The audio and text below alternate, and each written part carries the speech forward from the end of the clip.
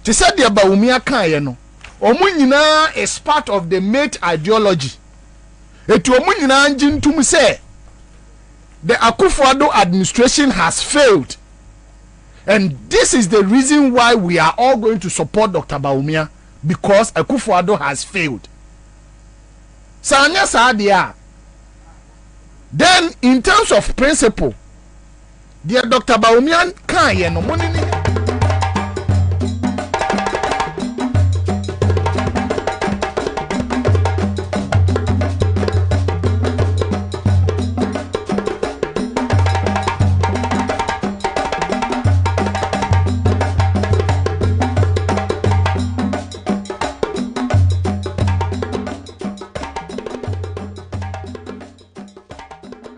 To do day shifts and do night shifts. We can do it again. Through the 24-hour economy, we will create new, decent and well-paying jobs for our youth, reduce unemployment, which is a significant challenge, and improve the living standards of Ghanaians. Also, the expanded range of operating or working hours will increase productivity and fully utilize all resources, including infrastructure. The 24-hour economy will provide greater flexibility and convenience for workers and allow citizens to access goods and services at any time of the day. We will improve infrastructure, lighting and security at all entertainment districts, such as Osu Oxford Street, Abekala Pass, East Legon, Lagos Avenue, etc., to allow operations throughout the night. Consider hospitality transportation that runs around the clock with a 3-shift work schedule in many sectors. The intent is to transform Ghana into a fair. Okay, mommy, because my prepare from last year, time almost start up years on the from 2023. How so I'm training, and I do me an opinion as I'm training. We for Juma ba hasi and I'm a training. Now, what happened? Then the CNT went to me and completed it, you know. Well, me started, you know, the bike in FLE, me too. I want no man, almost 2 races na a blast here, just because me need better tube. Me 2 for me do training, and 1 I me use it for competition. Make my say me okay, mommy, because my prepare from last year. Time.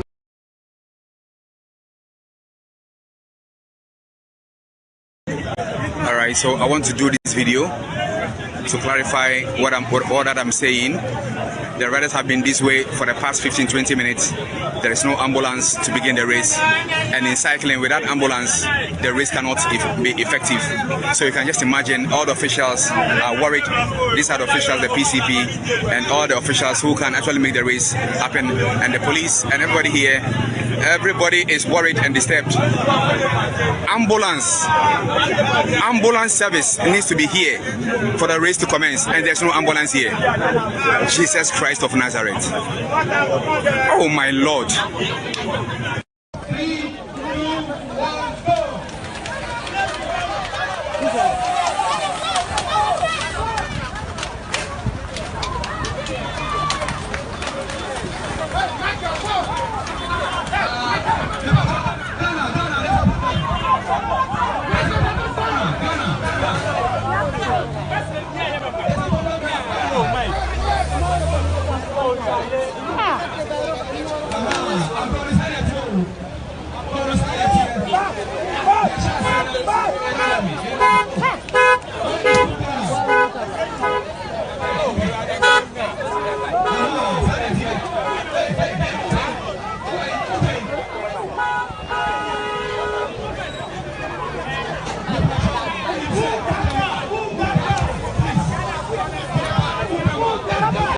But I'm still in it around 16 men doubles, and I'm going to deliver for you guys. Although you guys have not supported us, you like the equipment that we got didn't even come the times we have nobody has trained the equipment, nothing. The rackets, nothing. The racket I used to play a tournament. I got it just a day, and I've never tested it. The shoe I was at 47. They gave me 36. What am I going to use it for? We don't sit here, we come to play our matches. We start in our coaches vehicle, and it was a pickup. So most of us, like 8 players, were in the bucket. We didn't get any transport. We, host nation, Ghana, they're but I'm still in it, around 60 men doubles, and I'm going to deliver for you guys. Although you guys have not supported us, you, like, the equipment that we got, didn't even come the times we have nobody has trained the equipment, nothing. The rackets, nothing. The racket I used to play a tournament. I got it just a day, and I've never tested it. The shoe I was at 47. They gave me 36. What am I going to use it for? We don't sit today. We come to play our matches. We sat in our coach's vehicle, and it was a pickup. So most of us, like 8 players, were in the bucket. We didn't get any transport. We, host nation, Ghana, they're but so present say bicycle na using bicycle yang say dey style e toy and I push me for dey na we buy no kwa dey nya 5 yan so dey ya lo mi peja ba ko ra ahodi na dey peja ono tani gene so ba ko a o ko le ni yan so dey na wo so fa wa ho odi wo shey akale kwa ya shekura e dada e bi bia e dada ko yan ka fa na dey sika toy almost some plan your mom said we do it or said you want to find it find it now she said papa fit night it's a day as I'm now working champion for so we so many share can aside no why na say enya bicycle that's it yeah neighbor countries somewhere you know we dey yeah chain yeah bibia old chain and then I did oil film because I do believe that it is one person's conviction. The president said that he made a pledge to God that if he won the election, he will build a cathedral for him. And so it is his personal pledge. And if he wants to build it, he must gather people who support that conviction to build it. And we were told that public funds were not going to be used for the cathedral. But eventually we found that the Minister of Finance was releasing public taxes. And our taxes are paid by not only Christians, they are paid by Muslims. And so we can't use public funds, including the fund of people of other denominations, to build a cathedral for Christians alone. And so there is a very important issue that we must look at. So far, $58 million of public money has been spent just to dig a deep hole. And you have to ask yourself, is it justified in this day and age when children do not have desks in schools? When children do not have textbooks? For 5 years, we've not provided our basic school children with textbooks, even though we've come out with a new curriculum, because we say there's no money. And you say we should use $450 million to build a cathedral. Even God will be angry with us. And so it's an issue that we have to come to terms with. Definitely, there's no way this government can build that cathedral before they leave office. And on 6th March, they said it was going to be commissioned. Some MPs went there and commissioned it for them. But it's still a very big hole.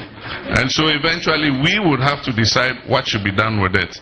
And I think when the time comes, we shall openly consult and decide what we do with us. I do believe that it is one person's conviction. The president said that he made a pledge to God that if he won the election, he will build a cathedral for him. And so everyone said half of that is the working population of Ghana, some 12, 13 million. That's 600,000. You don't know when you did when you say I'm crunch marketing, kitting, when you know, and who can't boom more, a Ghana is sick as some. It is all quaint beer, which me a man abandoned says, Uncle Fwing in Abinya, who didn't room, Kubia, the Belgian manner. I don't know which me a sick as Samson, so, I want dear Bemuma, a Juman switch me up. Titu, Ghana says, say, dear way. Maybe they have me, pa. Any Juma in the home I am. Kosano a koso sa me nka say me baba ye Jeremiah abaka se bibi da ma bi bibi fun betumi asi wo da bi me mpesa me esa nanso so no so wahwe wiase abako ho asema wonim se man bi wo ho ekro bi wo ho a adwuma nim ema ye mabru a kaniki asembeto so man da ma bi the friend of Arab Spring Arab Spring started with Tunisia. Young boy, I think 23-year-old boy. Awako school, enya degree, I say, unye juma. And one day in protest on Washington. Can you imagine the level of desperation involved in Nipa? So I bet say. I said, we are singing a basa. Unni das will be a bibia be a mouth. It's or show at the Kansam at your mouth. There no buyer no air to say Eja or Tunisia because now for baby it is on. If I want a war, Memus at time into you, Hunisa, and so now for it is on the door, so Papa, I wouldn't answer his case say, hey. When all kinds of mama and here so near associate and no anything here North Africa this Arab Spring no buy until everyone say half of that is the working population of Ghana, some 12-13 million, not 600,000 because you don't know for when you did Unanka say, I'm crunch marketing, kitchen, when na Ukambumwa, a Ghana, you seek us. It is all quain beer, which me a man abandoned says, Uncle Fwing in Abinya, who didn't room, Kubia, the Belgian manner. I don't know which me a seek us, so, and what dear Bemuma, a Juman switch me up. Titu, Ghana says, say, dear way. May they have me, pa. Any Juma in the home I am. Saa no ekoso saa me nka se me baba ye Jeremiah abaka se bibi da ma bi bibi fun betumi asi wo da bi me mpesa me esa nanso so no so wahwe wiase abako ho asema wonim se man bi wo ho ekro bi wo ho a adwuma nim ema ye mabru a kaniki asembeto so man da ma bi the friend of Arab Spring, Arab Spring started with Tunisia. Young boy, I think 23-year-old boy. Awako school, enya degree, I say, unye juma. And one day in protest on Washington. Can you imagine the level of desperation involved in Nipa? So I bet say. I said, we are singing a basa. Unni das will be a bibia be a mouth. It's or show at the Kansam at your mouth. There no buyer no air to say Eja or Tunisia because now for baby it is on. If I want a war, Memus at time into you, Hunisa, and so now comfort is on the door, so Papa, I wouldn't answer his case say, hey. When all kinds of mama and here so near associate and no anything here North Africa this Arab Spring no buy until everyone say half of that is the working population of Ghana, some 12-13 million, not 600,000 because you don't know for when you did Unanka say, I'm crunch marketing, kitchen, when na Ukambumwa, a Ghana, you seek. We are going to build a new economy, an economy that is a growing economy. It is not going to be a Kakalotobi economy. It will be an economy which is a job-creating economy. It will be a job-creating economy. It will be an economy where we are going to reduce the electricity bill. It will be an economy where we will increase the teacher training allowance and bring the nursing training allowance. Import duty is too high. The import duty is too high. As far as equipment and raw materials are concerned, under an MPP government, there will be no import duty on raw materials. We are going to build a new economy, an economy that is a growing economy. Guest House, and promised to fix the power sector deficit that at the time had become a significant constraint to the economic growth and had become a major disruption of the lives of Ghanaians, both at home and at work. Mr. Speaker, this was a time of considerable national anxiety. A huge deficit in power generation had resulted in prolonged power rationing. Mr. Speaker, I was painfully aware of the difficulties this situation was posing to Ghanaians.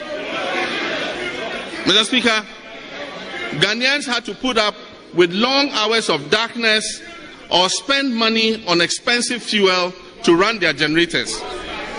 Mr. Speaker, businesses faced serious disruption or saw their costs go up if they had to operate on generators. Mr. Speaker, on that occasion, I expressed my deep regret to the nation over the situation, and Mr. Speaker, I took full responsibility as President and leader of this nation and Commander-in-Chief. Mr. Speaker, I took full responsibility as Commander-in-Chief. It has not been easy. Mr. Speaker, it has been a year of hard work. Mr. Speaker, hard work that has made us achieve, Mr. Speaker, listen to this carefully. Hard work that has made us achieve the fastest mobilization of emergency power in the history of Ghana. Fast-tracking the finalization and commissioning of KTPP added 220 megawatts. Mr. Speaker, fast-tracking the commissioning of TICO's combined cycle added 110 megawatts. Mr. Speaker, mobilizing car power added another 220 megawatts. And Mr. Speaker, as I speak, Ameri is adding 250 megawatts extra power for Guest House. So the President's House has, shown us all of these. Yeah. He deserves some credit. Well, I have said to you that all of us can see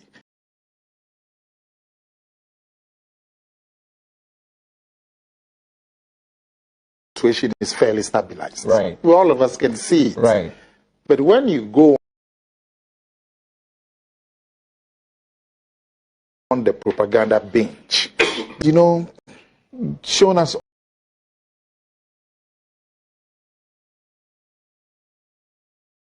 credit is fairly stabilized. Right. All of us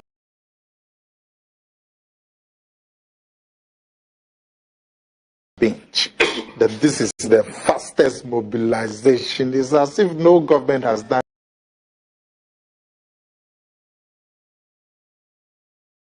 before. So that's where the problem comes, the propaganda.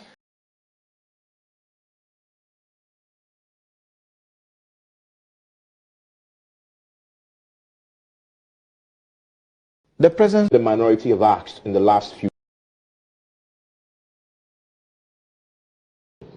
in megawatts. No, we have not added any generation.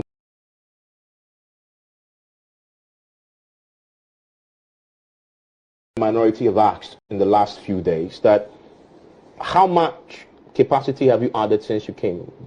All the fantastic capacity that your mama left you, they say.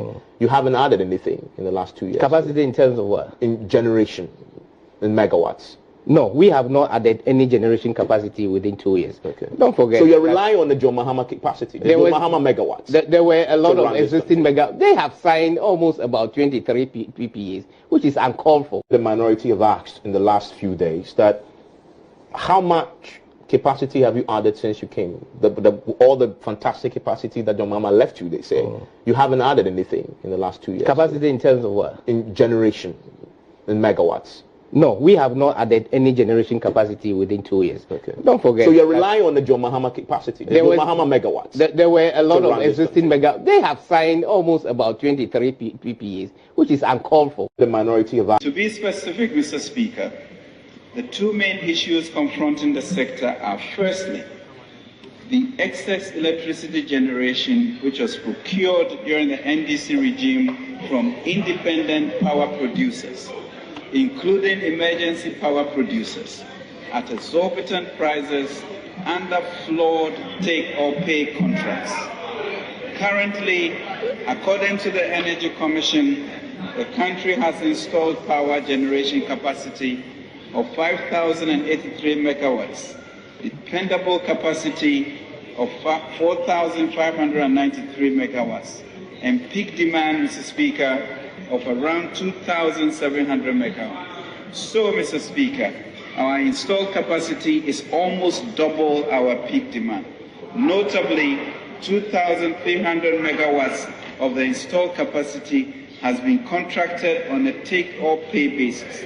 On average, Mr. Speaker, less than 40% of the contracted take-or-pay capacity is actually used, meaning that we are basically throwing away money by paying for the remaining 60% of excess capacity, which we do not actually consume. In monetary terms, what this means is that we are paying over $500 million US, or over 2.5 billion Ghana cedis annually for power generation capacity that we do not need. To be specific, Mr. Speaker. Whatever you may say about how he described what they've done, the fact is that we now have a better power situation than before. And members of your own party have admitted that yes, they've done something. And how long is that sustainable? Well, they've solved the problem. They said they would by the end of the year. Emergency power. They don't understand the problem. We've always said, and this thing, when this government came in, there was no Dumso. They inherited an economy without Dumso. But we've had it periodically throughout the years. But they inherited an economy without Dumso. Dumso really started in earnest 4 years ago. You know, so they, through their own financial mismanagement that compromised the balance sheets of VRA and others, ECG and so on, caused Dumso. We always told you Dumso was a financial problem, and they denied it. But once you then bring in resources to bring in emergency power at very, very high cost, again, car power and so on, these are sole sourcing procurement that took place, and the cost of those things is very high. So when you cause a problem and you've given me a temporary solution to it, and you expect me to give you credit, you must be joking. You have caused the problem. You should be solving it. I'm not going to, you've dug a hole and filled it and say I should praise you. No, you should have done much better. You know, this temporary solution is not, listen, we have lost so much as an economy over the last 4 years because of Dumso. People have died because of Dumso. You've lost in 4 years about $3 billion in this economy, so much unemployment. And it really frustrates me when this government wants to take credit for providing this temporary solution. They haven't really provided a permanent solution. It's a temporary solution, and they are not understanding the cost to this economy of Dumso. 2% of GDP a year, the growth, that decline that we are seeing, the job losses that we are seeing, a lot of businesses have had to fold up. This is a major cost to this economy, and it's because of Dumso, and Dumso has been caused by the financial and economic mismanagement of this government. And so we shouldn't be giving them credit for solving a problem that they have solved. Fastest, 4 years, fastest mobilization. Well, I mean, whatever you may say about how he described what they've done, the fact is that we now have a better power situation than before. And members of your own party have admitted that yes, they've done something. And how long is that sustainable? Well, they've solved the problem. They said they would by the end of the year. Emergency power. They don't understand the problem. We've always said, and this thing, when this government came in, there was no doomsaw. They inherited an economy without doomsaw. But we've had it periodically throughout the years. But they inherited an economy without doomsaw. Doomsaw really started in earnest 4 years ago. So they, through their own financial mismanagement, that compromised the balance sheets of VRA and others, ECG and so on, caused doomsaw. We always told you doomsaw was a financial problem. Back in 2012, though, the peak of the doomsaw, the power crisis, was really confronting us quite heavily. And it continued for years after that. In fact, escalated after that. True. I can't say the peak was in 2012. It had just started, and we moved into a year when it sort of escalated. Right. In spite of that, now people say, the NDC will tell you, they've solved it. Have they? And so that argument isn't there anymore. First of all, we have the effects of the 5-year power crisis. We have the effects in terms of businesses across the country that have failed. Many have closed down. Others have had to retrench, put people out, cut down labor, operate much smaller business models. That effect has not gone away. The contribution doomsaw, unemployment, the slowdown of our economy, really devastating on the lives of people. Let them even do the doomsday statistics of those who... The NPP cannot be underestimated. You know it, I know it. They've been in existence for a long time and have been changing their names up till this day. The nature of who they are. Listen.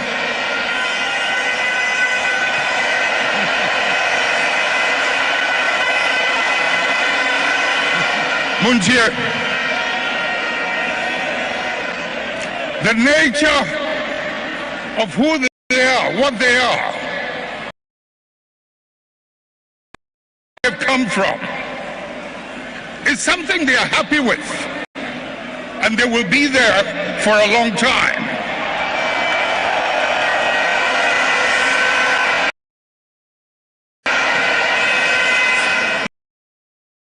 Let's not mimic their behavior.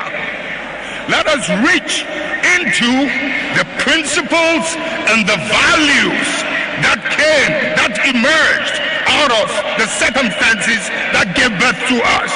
And if we can hold onto those principles and those values, we will move way into the... And what about set your full responsibility? But more I am looking at so bad.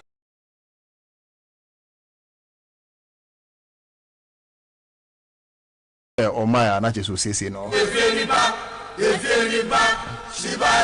Abba, Yanko.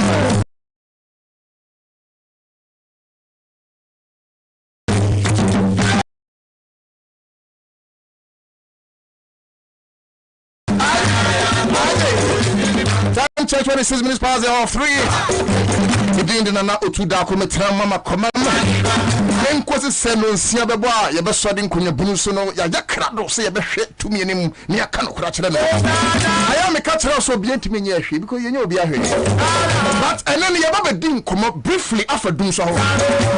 Yanko come out. Dumso Bamuba Kanokrach say Dumse, Dundian. Time what John Dramani Mahama, your president, oh my way. Yama Dumso was Yamahama. John Muhammad, the Sabita Fletcher said they couldn't turn on now. Boyaza. I find a new papa in no dum so ye dum siesie ana Ghana for mako school asebita for che se de kudonto ebum nyansa wa mutrim they are falling for this nonsense mo promu po e dum so na aba abaje de botachi ye de boba sanya adia san no sana adia beche. I think we are joking in this country. Yeah, we are not like those journalists are one kronwa so mano because them say you central for kronfo krom ha no krano when I see one kind of krenchire to me eti Ghana for mutia me we ba cho dum so na bo they say ya chia ya ma dum so ya just so ya ba me ya ma dum so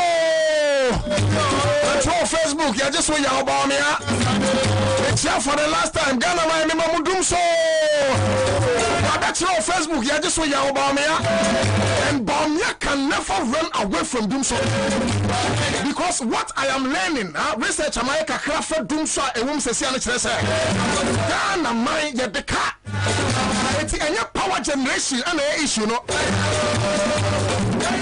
the current Dumso situation is financial. And Dr. Maubian, the head of the economic management team, it's a quotement poem or mine to me conquer and can say Dumso Sikania. It's any better motto. One was a East here by your Dumso. See, I take up was a usage for Eddie Crater. That's a low set up. You can say more for low set in bra. This was not the first time you can you. Yes, I say it. Say, electricity company of Ghana. Mama Ghana for whom say, doom soda. So that we can plan our activities. Obu anu kura mtu na de ye do light. Time wa John Dramani, I want more you say, sa time no enkrofo na mo say wo costo. And one thing on the low shedding by nyesa. And even John Dramani Mahama nyo no de doom so by somewhere in 2007 there about ku 4 time na doom so ho. And you are no crampo somewhere under Fly Lieutenant John Wallace, not doing so. But what did John Dramani Mahama did? He made sure, say, power supply, the generation capacity in the Bekosoro. 80 areas like Ameri plants by. Amu generate a lot of capacity. That was the time where a year then candidate Kufado then the Baumia, me and before the catcher say. Past the new generation gap, but say excess capacity. Excess capacity is near John Dramani Mahama agenate no a dos no do. Don't forget. Okwanya de kwano kuma fast no. Go and read about the history of the UP tradition. Okwanya what the kwano kuma fast no. Time wa kwame kuma build Akosombo Dam somewhere in 1965. One truck krata komo him say, moyen one more member is no e fa so bia ni so. Because Satan Ghana population between 5 and 6 million per. And the Akosombo generation capacity no about times 2 or more of the population of Ghana as a then. And then Menuka say who say Nkrumah was visionary. Because any Akosombo damwa and killing na yankanya dundum. And to John Dramani Mahama by no who say ku 4 time na dum so ho. JT time na dum so ho. And a dinner as a leader it will be called parliament. And John Dramani Mahama Koka Parliament say, I am no doom so ho, and I'm not the but I'll fix it. Yen can quench the Hose Ghana for. When young people assem, when young this assem, when you send me to that, I don't care. I don't care when people know this. May come at you, may come to crash that to me. Send me a kaya in church on Mahama, may come at Yatraku Fodo, and then about me. I don't, and you could not end this at the Bessem, you may must set it. So when people are tired, hey, hold on, maybe send, now see it, come here, 90% of Otuda Kumabusha for young people for and to forget to when people now Ghana. Why are you Mama Kufada? Me my Mama Kufada who started that. Yes, son, yes, I said the MPP actually. You may be Bianchi. Ya can't crash around you was someone and I want to buy you. Over no got a musu. Tiano Kudano Yansan American.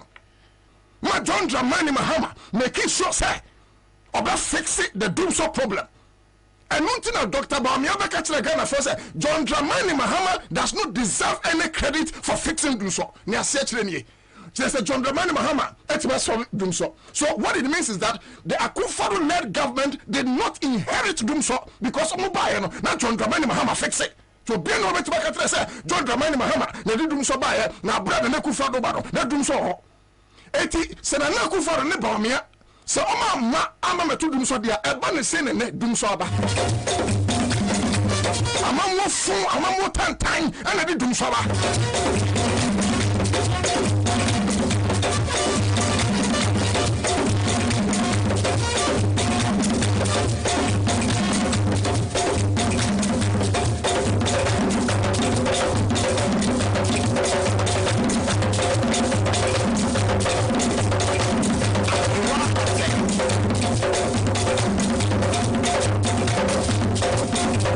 and I mean, look, I say, Confanochi Teaching Hospital. Be a doctors da one tongue ama contractors ama also musi estate and guasia for president and guasia for president and not Kwakufa and guasia for president na obisu so a mate. I respect every leader in this country, but leader on one number there, the person has risen again. Over bow your head in shame. I didn't know Guasiano. Over Bamia, no Guasiano. Guasiano. It was a Casano Cray. Because Tanania Catch from how no be a country to more be a country. And I John Dramani Muhammad, no more Jenny. Send your John Dramani Muhammad, Kano Quetch, I don't know. Over Bamia, showing him, make catch now, bow your head in shame. Doom so, one of the buyer. Doom so, just so ya, Bamia. Doom so, but your Facebook, ya, Bamia. Doom so, ya, Bamia. Say Confanochi Teaching Hospital, doctors are on the break strike. I didn't hear baby, I won't dano, yet two on, yet your man Crofoso Musi Estate. Take it to my money. I'm imagining, say, I got John Dramani Muhammad, president. And a baby, Confanochi Teaching Hospital, doctors da. Yet two on more private entity, someone find your real estate. I'm a train your Kwame Sifa Kambeka. Train your Captain Smart, Yamin, and come train your Becca. Yamin, you can take your FIFA and come train your Becca. Maybe some will say, oh, be our Semper FM, again, Becca. Hypocrite, you are come for. It's your political party, near cancer and fortune. Different political party, but some domain. God will punish everybody according to his deeds. Only maybe. Mamma Hokura and let everyone say. Electricity Company of Ghana, the Ababa Tuga said. Hospitals, Makumaku 91. Bobby Trump light him. Yeah, only Namkai, hospitals, Makumaku, your Kumbaku, enter. Yes, you become light him. Enter Trump light him when you see hospitals in the car because it was a buying it here. A buying this kind of year campaign. And I'm not surprised. Now we will reach 1 million. I brought me accident in the region. I'm we will reach. I'm somebody about 2 Facebook. We rough date, you know. We will reach within 45 minutes. Them light 7 times. Reach hospital. And I think so. We're the 8th of last month. Because I'm catch them semester about 1 month later.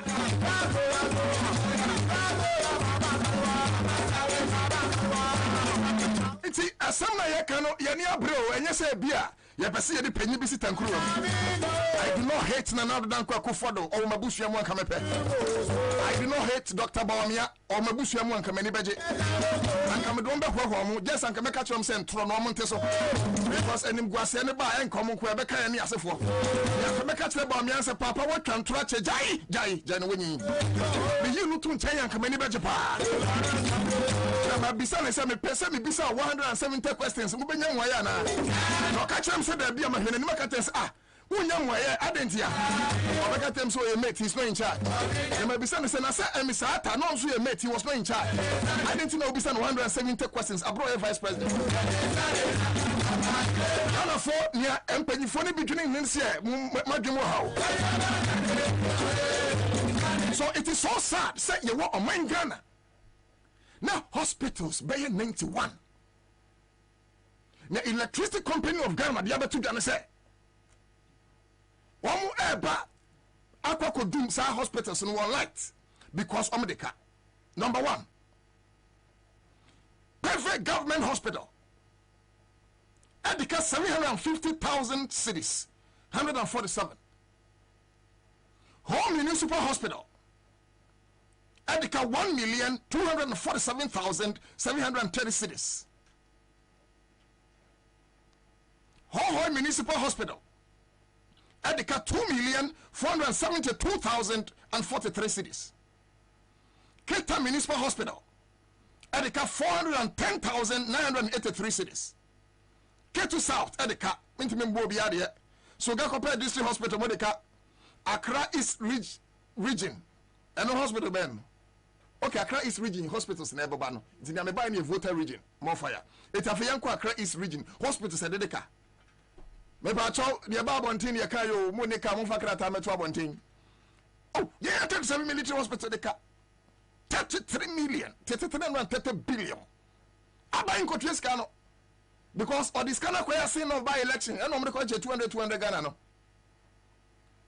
Police hospital, Edeka, 6,109,568. Dodowa District Hospital, Edeka, Pantan Hospital, Edeka, Lekman Hospital, Edeka, La General Hospital, Edeka, La General Hospital, the line. Kwame, where there can be. Ah, that's it. General Hospital, see a boo. But who say La Four we a polyclinic. And where that means la polyclinic and you want La General Hospital. So then no. It could be say before you do no more the car. And when I said almost see a car order. And you almost see her. So only to me see there. Oh, and you forget it. No. So only to me see there. Remember what I mean, obviously. See the only to me see. Oh, but almost see her. But me too. I think this story very serious and a mommy boom say one share from because some days be automatic so hospitals hospital 91 okay it means say on mining is safe Kwame Ansah mame mu boso kakra o de man be 3 minutes na me boso na Ghana fo ATM won nim hospital bi o no mo hunu say so ma nye de ma bayan ko tua sika sa mo ayeyom surgery bebre onia sa 91 open high for bebre sa 91 hospitals no ayebobo no enye nkwala hospitals o big hospitals big hospitals 37 o de Accra West Botiano Polyclinic Kolebu Teaching Hospital Insawam Hospital Oduman Polyclinic Regional Hospital Yako Central Regional Ankafo Psychiatric Nyenti amebo ne say wo bia wo ba bia okosa hospital yi hunu say ECG amom some days oso amom say oh okay wo mom mre say amom na no so wo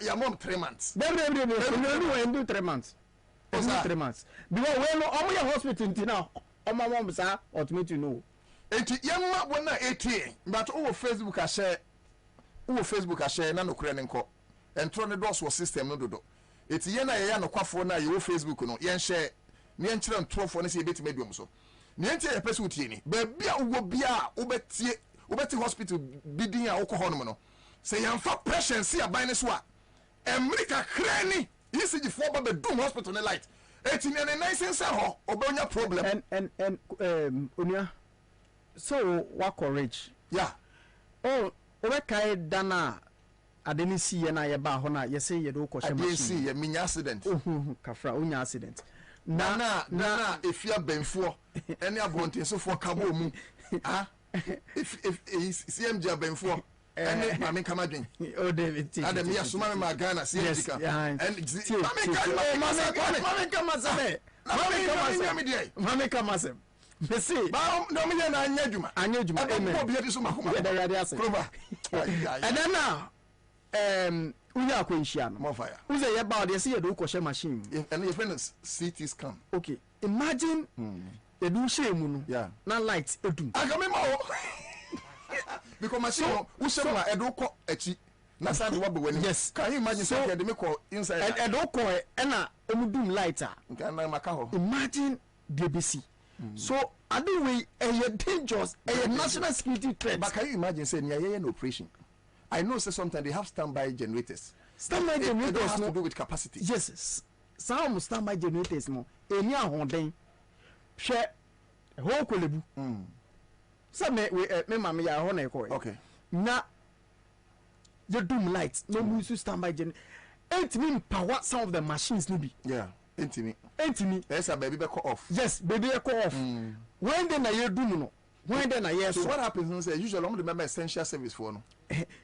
But now one you know when unya power from ECG and one then so say who use one gas out there generator so yes yeah this security threat say 91 hospitals enye hospital kuma enye polyclinic kuma enye normal hospital bi keke na ye bedum omokanya nti je say yeah obado operation yeah bema be operation na ye tum kania standby generator no so ye power enye juma wonto owu ano no omo ewo Asante Mantem omo nti omo hospitals that was so kwa Asante hu hia me pa because yen achemfo ye nuane Asantefo ena ye kwofo ye nuane Asantefo no kwafo ya Asantefo direct okay kwafo nyina fi Asante okay say me say me na nam ye kwa omfiri kwa ayi abetivi kwafo but anu check ko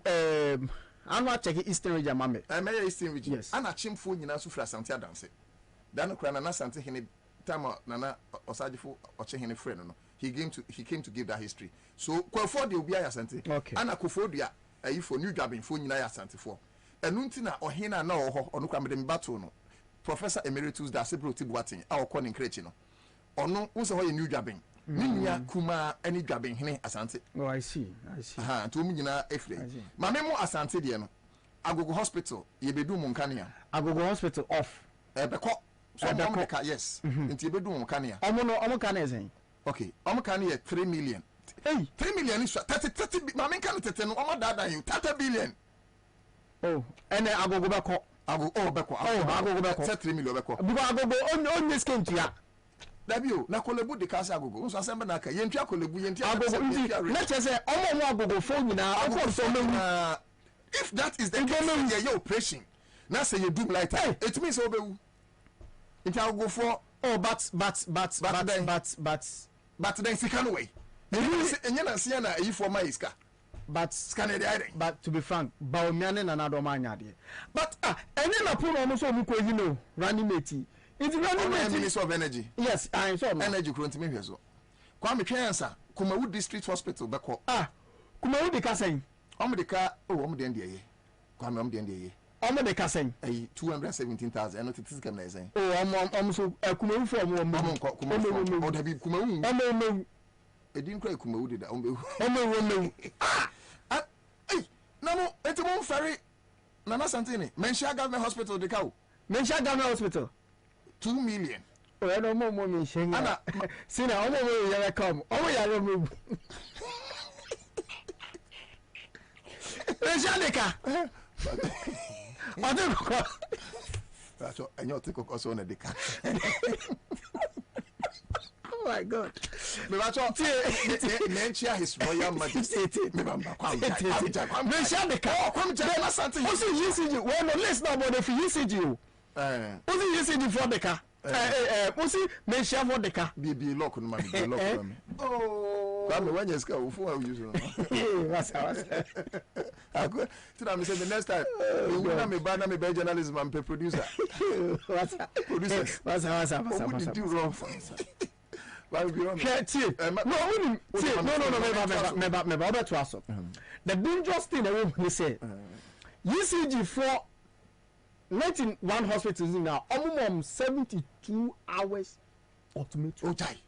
Come Jai. 72 days. Almost 72. 3 days. 72. From Montreal, you could do like 18 Menshia Government Hospital. Oh, there be another. Almost Menshia now. Almost Yari. Nana something no on to Mutimenyasa. That's saying. Debut.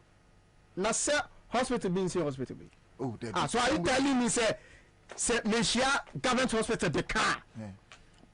omo de yam francho omo Kwame question region na me say Chibi KB Hospital no because His Royal Majesty Osajefo watching him wo David na na kufa do free mba no on kan Ashanti region dey ni wie Ashanti region dey so say Mesha government hospital eti say me wie okay me high central eastern ni okay me wie Mampon Ashanti na mo no be quite district hospital de ka no only Mampon hospital na ifa Mampon maternity hospital de ka Mampon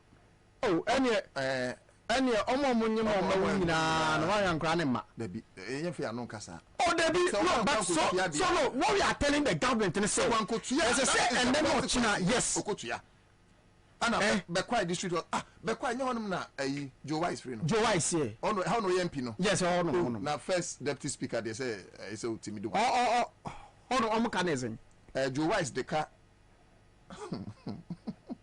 2 million 721,000. That's 27 billion. See no him.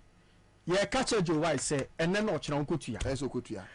Yeah, me pen say, yeah, kana sama. Say, no hook or the dono. No money cotton ambulance in the infamy free, Bequai Embra cra. Yeah. Inti.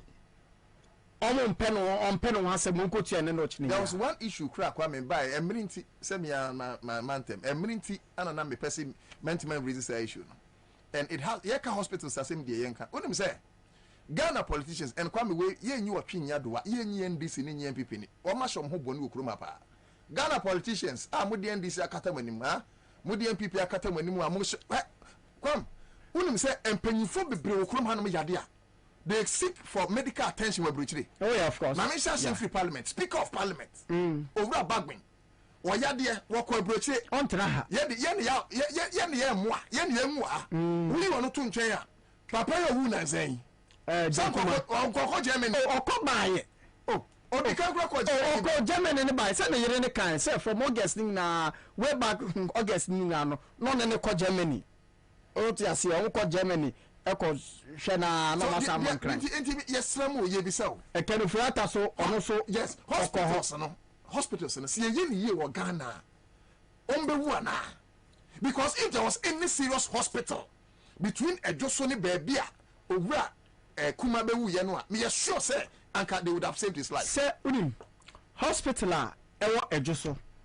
Me nyeso say John Kuma ebo mutiri musa omeko ho. Because the way a hospital no environment tie ni okoho the way a hotie no enso ni onu susu say emfatado. Okay. Because say what e just so now ododo.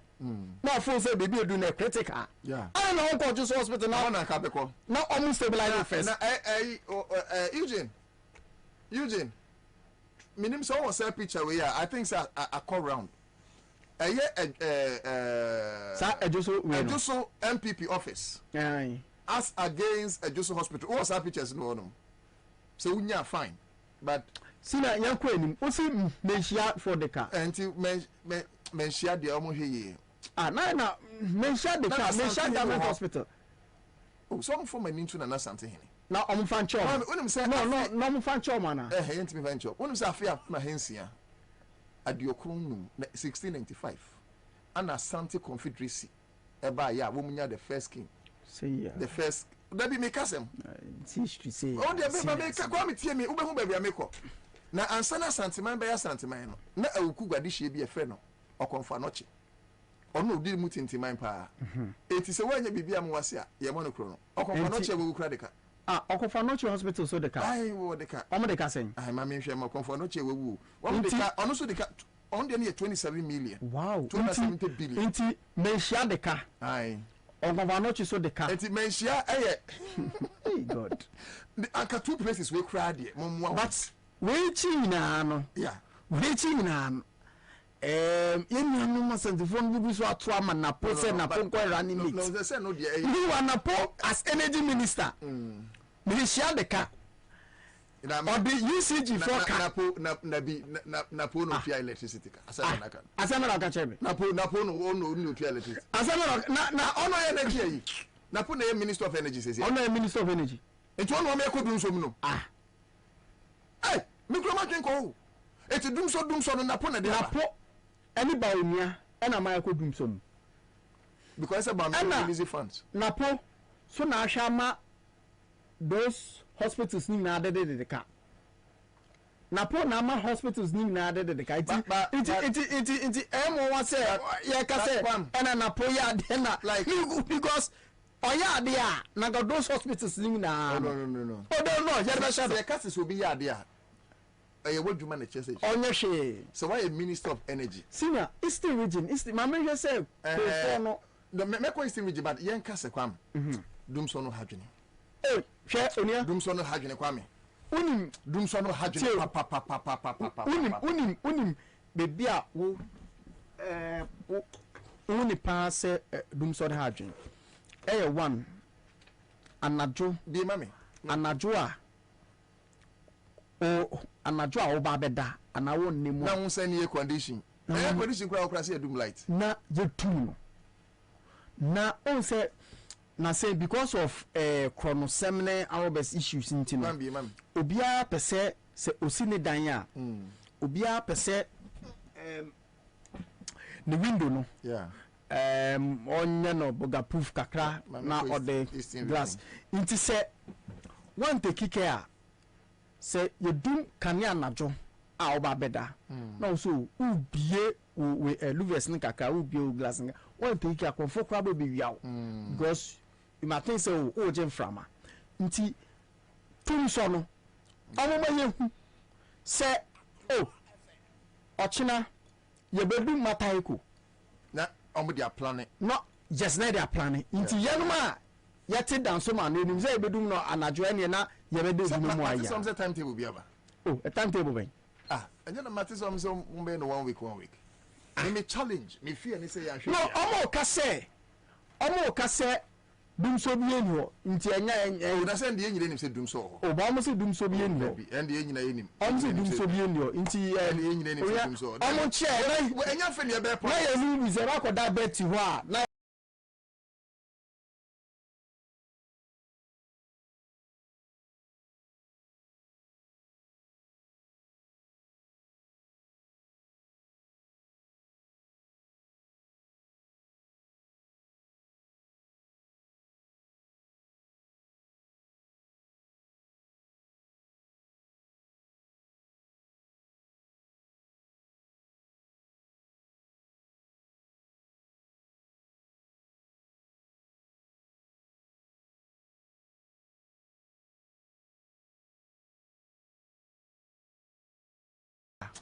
kwa miyenye na impenye but mami fa wenjao agri minister say me pe total amount of na agri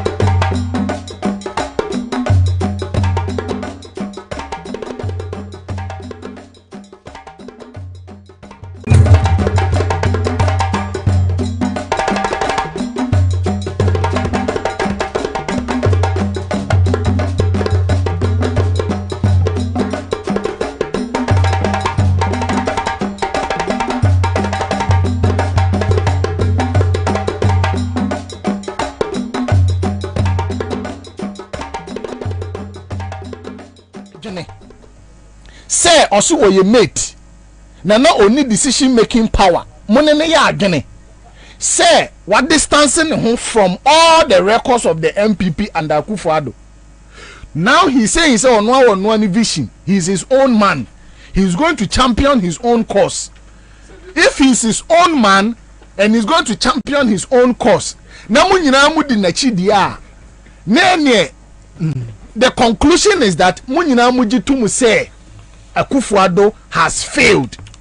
All right, live and 100.5 Citizen Show. Electoral Commission the results number. Results. Now you're compiling. No, okay. So the issue is about the constituency. All regional chairmen are in the list. That's it. Also, Omubewi statement that what? Yes. That all regional chairmen, constituency, and all council of elders. Exactly. Now every council of elders, BOF region, BMU, a part of the council of elders at the national. In the other 16. To the infant say at the national level, no crampo, Oma appoint you be 16 plus 16, 32 plus 43. Tabulation. That is it. No, media send no. There you know, Facebook page, no mama. Nobody else would in 50. 75. 75. Turbo. The entire campaign team. 75. 10 months into election. Media to a platform also. Yeah. And at the more add on it 40. David say Omunyina beba abeshia then they finally inaugurate the team. Way I was a catcher gun 75. I was a catcher gun and Nibia say a nipana MPP for the Nabano. One, he is not his own man. He has no vision. Because the campaign team keke. The campaign team members keke. One to me unlimited within the 50 scope now we say ye to abamawa. Ube you ministers no na.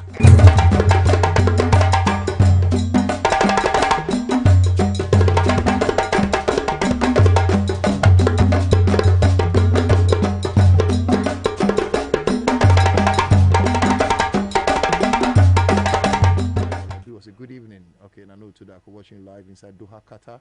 As for Dumso, Gable Afachu, say about me, we say more fire, Nana. Maxwell Azu, sensing more fire. Medina Cratchy sensing high. That's my question. Would you know Arabic intimately? I'm more Joseph Mills, my brother, ask again. Me Abba, so when Kufo sent pastors to pray for Kusumbu, what was it? Okay, so that is it. Maria, I must increase your volume because. Okay. It's been some volume. We'll say it is loud and clear. David James, Oklu, say job losses spa. Accra FM.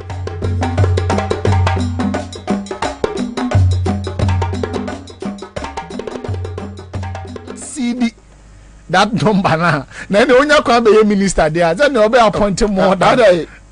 My class already were appointed 10 MPP members from each constituency. Use microphone. As what?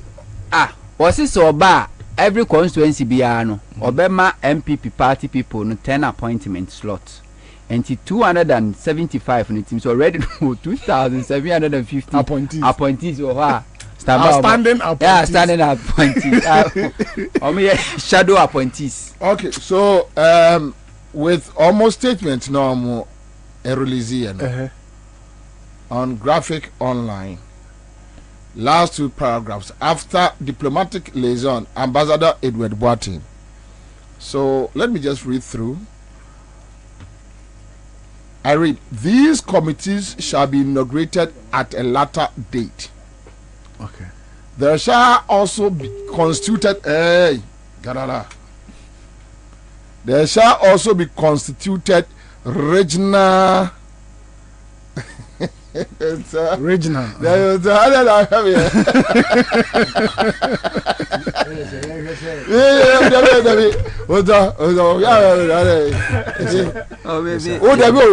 Program that's over here program and that's over here if I do program I say if I do one say maybe na mene na for do ko e konsenka kamera ye konsenka na ma mi bia ye nkwan na obviously ye base e be cancel man okay, so these committees shall be inaugurated at a later date. There shall also be constituted regional. Oh, so regional, they were not specific whether regional chairman or regional secretaries. No, they are saying campaign. Regional campaign team. I didn't know kabum pa rough. And you say we do 160. A bit my 1,500. Now regional campaign team. With the regional beyond crown. So I'm for a deeper 16 because in Ashanti region, for instance, 5 every region 16 years. The 16 times. 5 times 16. 5 times 16. That would be like 80, right? Like 80. 80. Sure. Because when him say region. Okay, so I say regional constituency and polling station campaign teams to assist the national campaign committees in the effective execution of their mandate. All right. Fair logic. Wait. Offer 5 or 5 and cry needs 8. Oh, said no, what's that? Never see that. Mammy for this is a pair logic, no. Regional campaign team led by the regional chairman, constituency campaign team led by the constituency chairman, and now I didn't need the okay cabo maybe 1,500. 1,500. Okay, so 7 steps for SBN country.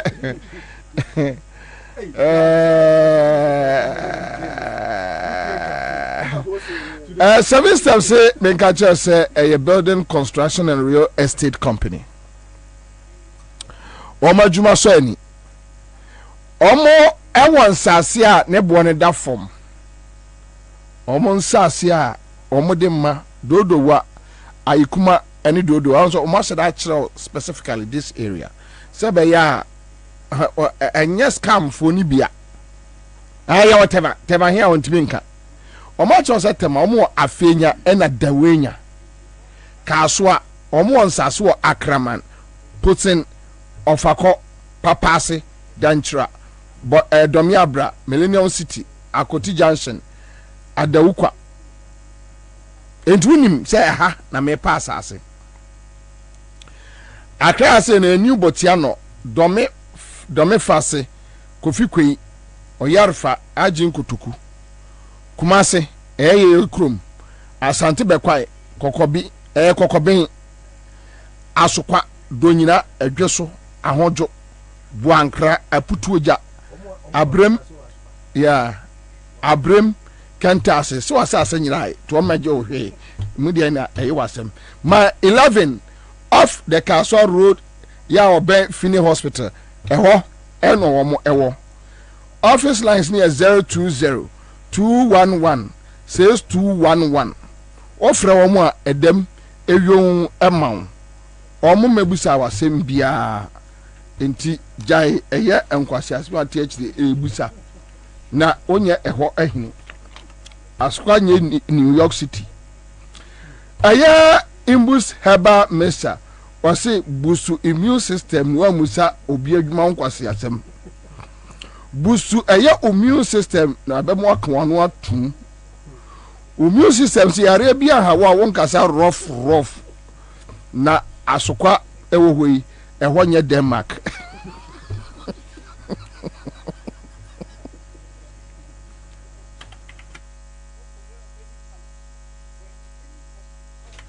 enti imbus heba mesa wasi akat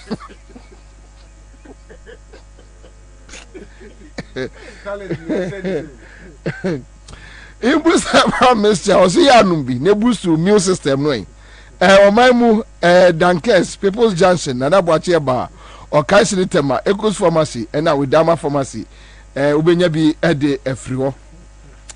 Mamenka top choco wansam and chow. Neda a top choco chocolate spread, ya de fabru dumua. Ede papa nusu no ede.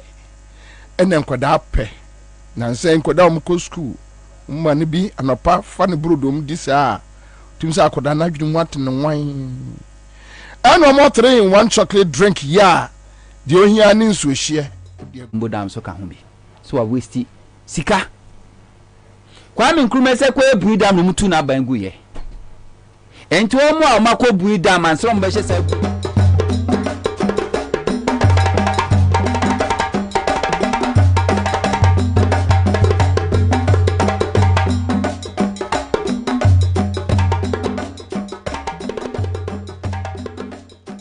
nwa mu nyina bedi so. Kwa bako semina kire yense buzia. Anase this dankwa dombo buzia tradition no omo mbedi aban no omo so contribution to the generation capacity as far as energy production in this country is concerned way.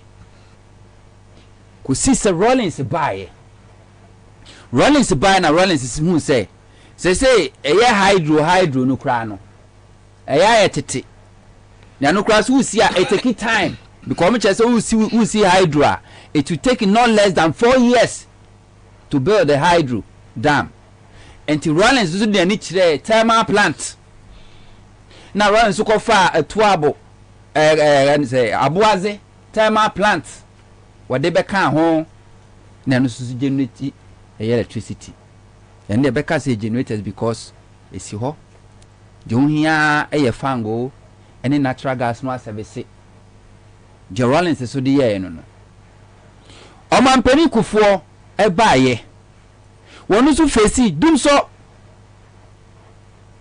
2006 can 2008 mo amuru afini can 2008 Ghana Cote d'Ivoire ene ma yen 80 megawatt of electricity ena ne de supply Ghana fu nya born bi kura hwe ama stadium kura netimi so light Cote d'Ivoire ne was serious energy crisis e dey na wampani kufo ye MPP sisa sofo kogu aya akosombo dam yese ensuo no so wate enti ekobo mpa na leja to ensuo gu akosombo dam. That's the first initiative attempt by MPP government to resolve energy crisis and very funny sisa enokran so yesa man front page graphic see there sofo kwa akosombo omun konkobo mpa ye na ensuo ntomu akosombo dam num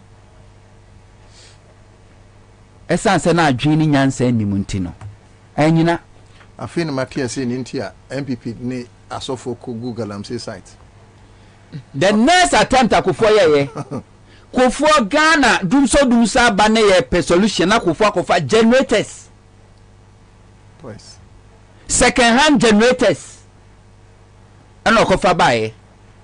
And according to Dr. Rekubro Betaza was in a toy generators because you ain't me afanya hwe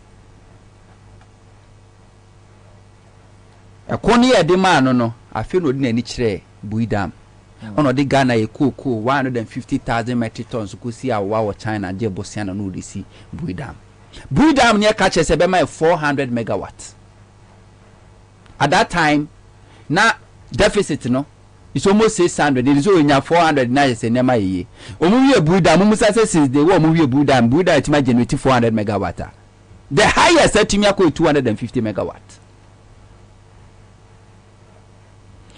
Kufuor penso ni solution to eye dum so what adro ben edi free aye de kwalata West Africa gas pipeline yankofa gas ni mfamfiri one yamfambra je Kufuor ye no Kufuor am fix dum so o manage ye because why so oba won cha wade ase otuba nche onua obedi 9 watwe obedi 9 wokwaye no bepra na ntu at least I do so no year in 2006 2007 I can't have ya konto no of edene ha no already ni fie nyina taba generators o mubeda mu ame fa me ho ben Ghana mama dwendwen do so nya na dwendwen. Then Professor Mills came Professor Messi bae omu kurekura mu Emma Sabre Abuazi tema Abuazi tema plant no mu hia service wo say machines ni bo na ya absolute ay dada wo so mo sesa no say de be betimi generating capacity omu ye da maintenance ni nyina ana Professor Messi su ejemu Professor Messi jemu to ho ama chini Ghana ko na ase asore etia Ghana Ghana fo nyina ye da ase say ye nyina ye Professor Messi yi no ani a friend is on meeting na ye West Africa gas pipeline no ship akobom e wo Togo ho ba bi Accra FM gas ni ntimi mabio me kan Mahama if you to Holiday Inn Hotel aho no be hia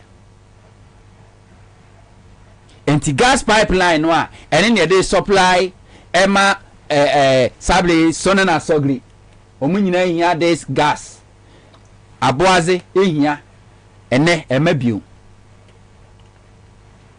capacity ni so anu kakra na was so esaba be yese bi useless because who nya fuel na dia a fuel no. Yes, Mahama can say I'll fix it. E dey na Mahama ye just 4 years the Mahama ye bi ni say wodi kan ema ye kofa Mary 510 megawatt no 270 250 270 megawatt build own operate transfer Sabregan in Niska 2014 2015 gold buo the world market wo from cocoa buo e wo from sa international commodities e di ko nyina bo wo from adwumafo tie atua ye paketua ntu muskani ho ko fa Dubai adwumakuo say free bibi a friend build own operate and transfer mo amun fa musika mamesi na musi wiya mo amon behwe na mato anyina mo kan na ma ani atua mo ka ye tua mo ka wiya abaye ye de enti sa Ameri no na $510 million Dubai for no alas for na no disika besi e omoto omo ka wiye no ene abaye Ghana dia Ameri na Mahama eye no sabe sasabon samu ababia nyankopɔ ma ahia ebo man pesi ono tutu no momoni MPP Akufuado led by Akufuado oh scandal slodo e fragadam ya inflate cost no corruption enti Akufuado babam eda the late emisata dam pem our Accra International Conference Center Ghana for ya to santi ekohwe nani achidu obo ni dia amano no na MPP MPs for parliament roshe ekwa ko prove say yenye nhwemu a already na Akufuado ati a 14 member committee led by lawyer ya na pantan yele say brass band fortune no do kujira ma Akufuado Supreme Court no Philip Addison oh na Philip na pantan eso na because wa pantan so we do atem don't do atem ntimi na atem so we carry the brass band be count we because when you are market say kusia we do atem okay but we nyima no nsi bon afen matu we set up committee say omususu say Mahama be US ka wa Mary ento omonko Dubai no omonko investigate Ameri no ho Dubai no omonko no so a Ameri for no omonko investigate omo no omo ne twa omo plane ticket tuae hotel omonko dam omo ne tuae omaduane omo ne tuae omo ba Ghana shopping omonko ye pedem schedule omo nyina Ameri for ne tuae omo ba wie ya dey say $510 million ne boarding tie kwa akoye nhwemu ni abeti so a ye buys $1.2 billion times 2 na dem is atadampem na MPP e dia ko parliament e kwa akoje parliamentary approval senye NDC minority na ma o mani ye din a come the ye kwa kan ya Akufuado say he was misled Akufuado now was say $510 million boarding and tienko eniente so no nya de abeto na nim say 1.2 billion Akufuado say he was misled me I misled him it's possible ene Ameri no ebe o man Ghana Japade ye ka say Ashanti region esi na de ko na de kwakosa no eno ameni eye madam yonko bi kasa o nyina hini was last week in fun asai to so di kukuma si no okosiesie obi o ye community police no asre kwan ofaka kodu Kumasi a yadum light watena all the whole day it becomes serious yadum light into was so saba na the next day was sako the next day no koy no kodu ya na sadum light to watena wa hours and light neighbor because of doom so wudi fi nyina hinu ko Kumasi nya kwan ketwa Mahama eyentem ema ye koy ye kofa car power enso de buy car power near the buy and work can you nyina bom is about 600 megawatts. The same MPP Akufo-Addo say and also fraud wom fragadam ne boarding. Eno kra no omo agreement say 10 years in Fishedu. Akufo-Addo no kick against and Akufo-Addo ba mu 2017. Na ade no na 10 years no say wa. O kazati no buy 2017 and no market transfer review e dey 20 years. This same Akufo-Addo. Mahama did all this. A independent power producers or more, you bet me I saw masne, I increase on generation capacity or more. And took of Ghana generation capacity of 5,000 this year. Mahama and in 4 years, no, add almost 50% of the generation capacity we have in this country. Then, Akufo-Addo by 2017. Now you're exporting electricity, Eco Cote d'Ivoire. Because that was the idea of John Dramani Mahama say Ghana and electricity hub. Because countries such as Niger, Burkina Faso here be, Togo here be, Benin here be, Cote d'Ivoire here be. And that was the idea of Nkrumah. And the idea is say, you're building the cashier. Now you're tongue, now no swam in your foreign earnings because Canada de beton or more the dollar never talk. Nkrumah times not tongue. That was the vision of John Dramani Mahama. Indeed, Akufo-Addo by 2017 exported electricity. Then, by Ansah for our bar, no our Bakwasian, we will not the Japadia Jano. Shakra won't mean she has a ton of beton.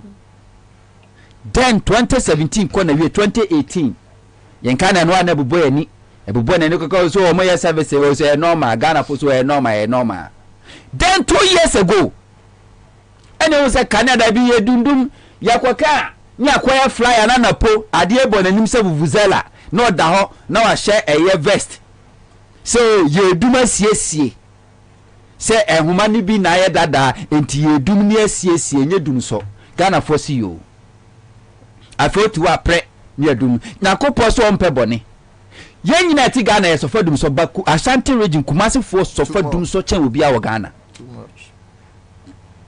too much Waba 8 years nie. Waba ya wo se Mahama ko energy capacity ni kura edoso dodo ente excess energy capacity. Ah. Ya sa contract say take or pay. Nwanyam kania me nwanyam kania na the amount. Beje so ubeje o wameje o ubetiaka. Na se we neighboring countries omo pay electricity ni bia. Why don't you take it and sell it to them? Wo see a boy ka we shall say now terminate contract no mu twitwa bi mu wie ya na musuma kwa Ansah take a year pay take or pay agreement musuma kwa sign bi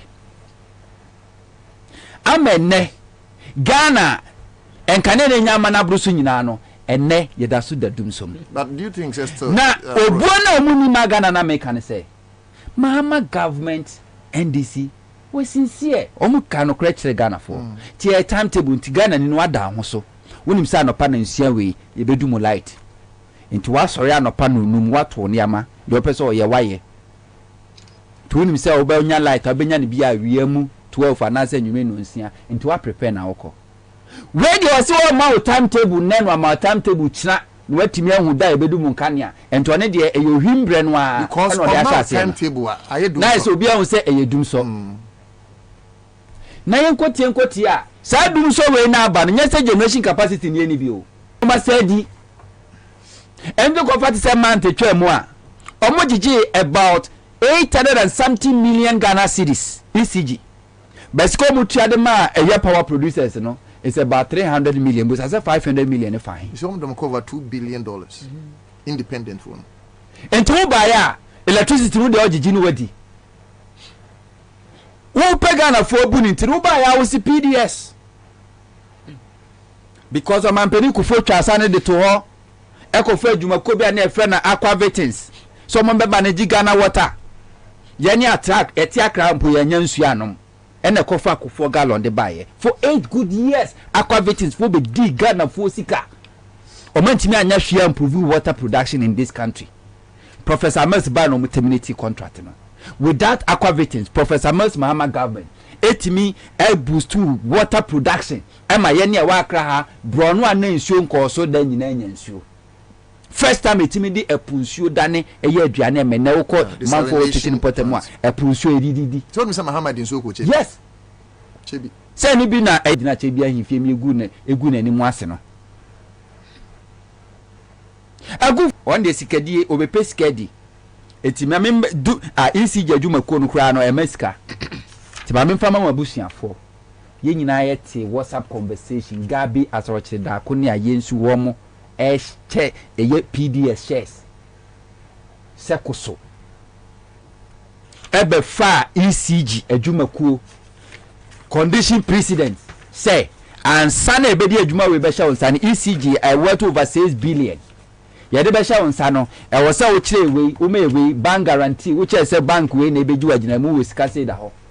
Then Baumia sat at the Jubilee House bank guarantee no your insurance guarantee condition precedent in your condition subsequent say I was say we din krata na ojapade be say me we nti say company no manhwesu ye na me boka monko fa japade o mfantuaka Baumia so da bi monko pay insurance and family condition precedent Baumia so da bi condition subsequent so mo da monko ya adwuma na ni san komo na kire nti wanya bi ani ankobeza ebe fa PDS within 3 months the pen manage PDS no billions of Ghana cedis and omojiji ebesi no mamu akonta nchiro bia na mze na PDS aban sesa na se ja PDS sa se mankrofo form hu dia omji 200 million ebesi wa Ghana na nya de papa oba ye generation capacity amfa bi nka ho de wa hunu so wadi ase no ECG 4 ton kania ni wia which is Ghana no was FM because of kankan proni dream ni corruption you know Millennium Challenge Compact sikana ke ba Ghana about $900 or something million. Kankan pro dream you know say America ban twam because sika akofo pers we buy Mercy Mahama pens we buy ye edu akufo adon kwa so kankan pro dream ntino ye ntimi anka say sika na mfamboa tene in the name of excess capacity Ghana da should do so then na ECG and Mahama when there was doom so na ECG in Kasao na ye minister of energy Kwabena donko kwa ko sebo se sabre redu na se mantimi asovi dum so a bedimajuma beto ho ebre Kwabena donko se ebo no wie ye no sabre no so ye na all this installation no ma ya wie but na omuguso a mo testi wantimi no always there no mo na tire bibia ne napo free say na adwen so enti wono ne de wo me anya timetable numpo ana Ghana ni ada no ho so wonu obi ani asem enti na ECG fo and the issue statement ECG be ka tire en say bush fire enti na eja hyehye enti na enya dum so afi krom sa be ka tire say mframa kroefa mframa na efa na no odin afi ECG ka tire say transformers and I that almost is transformers enti na enya dum so because some do monsa fa Ghana fo no hu say simbia ni enum and I say bi kwase bia sorry anu afa pay CP paso no assign or see statement press release monfanko command center for na country Ghana for because some be see a Jimmy and when was the last time I would see BB about a Ministry of Energy kasa about electricity the woman yet Ghana ha Emma over 600 megawatts 3 months ago brenya numu hwew because mo de ka independent power producers are issue automate more than 3 times say according to honorable John Jinapo or see ka say about the independent power producers nka $1.5 billion John Jinapo eneka mo jiji scan one ma saidi last month ma jiji 800 and something million now mo just 300 million pen akutuaka 500 million fa he enu sumadi ye wi na be ka che say o isi ja be ka che say ye mfa timetable no ma na ye dum so enye dum so na mum ene wo ko ye ne atiteshi Greater Estate ni nungwa ne sampotem ho anopa 8 ni adum light ebeba nwumre 8 FM enye dum so na ye den kacha Ghana for say be 11 hours die wo ka ne be ko enye dum so na ye den dabi enye dum so na ye den edian na ma kufuado sabe tiase wuo ne hwinimu so nsuo se biogwa dwan dabi twesan etisi abonte kwesi se me twedi I'll never allow you to say no you can't say also be ne hwinimu se dwan I mean how man ka say ne hwinimu se dwan se ne hwinimu nsuo no you can't make that of the president I beg you no reverse that statement say me how can you know you hold president hwinimu so nsuo no but you can't say so dwan. How can you make that statement? Who your host? Who original TV host here? The transfer will allow me to No, nyakweni ase. Me so Just saying say what brand I mean co different person. Me so yakani. Say my chest and me ka say you twan. No, you can't say me say ne hunu nsuo. Ti say abo o twan. No, you can't say that of the president. You can't say that of the president, and I will not sit here and allow you pass. Say, who your host and can let it pass. No.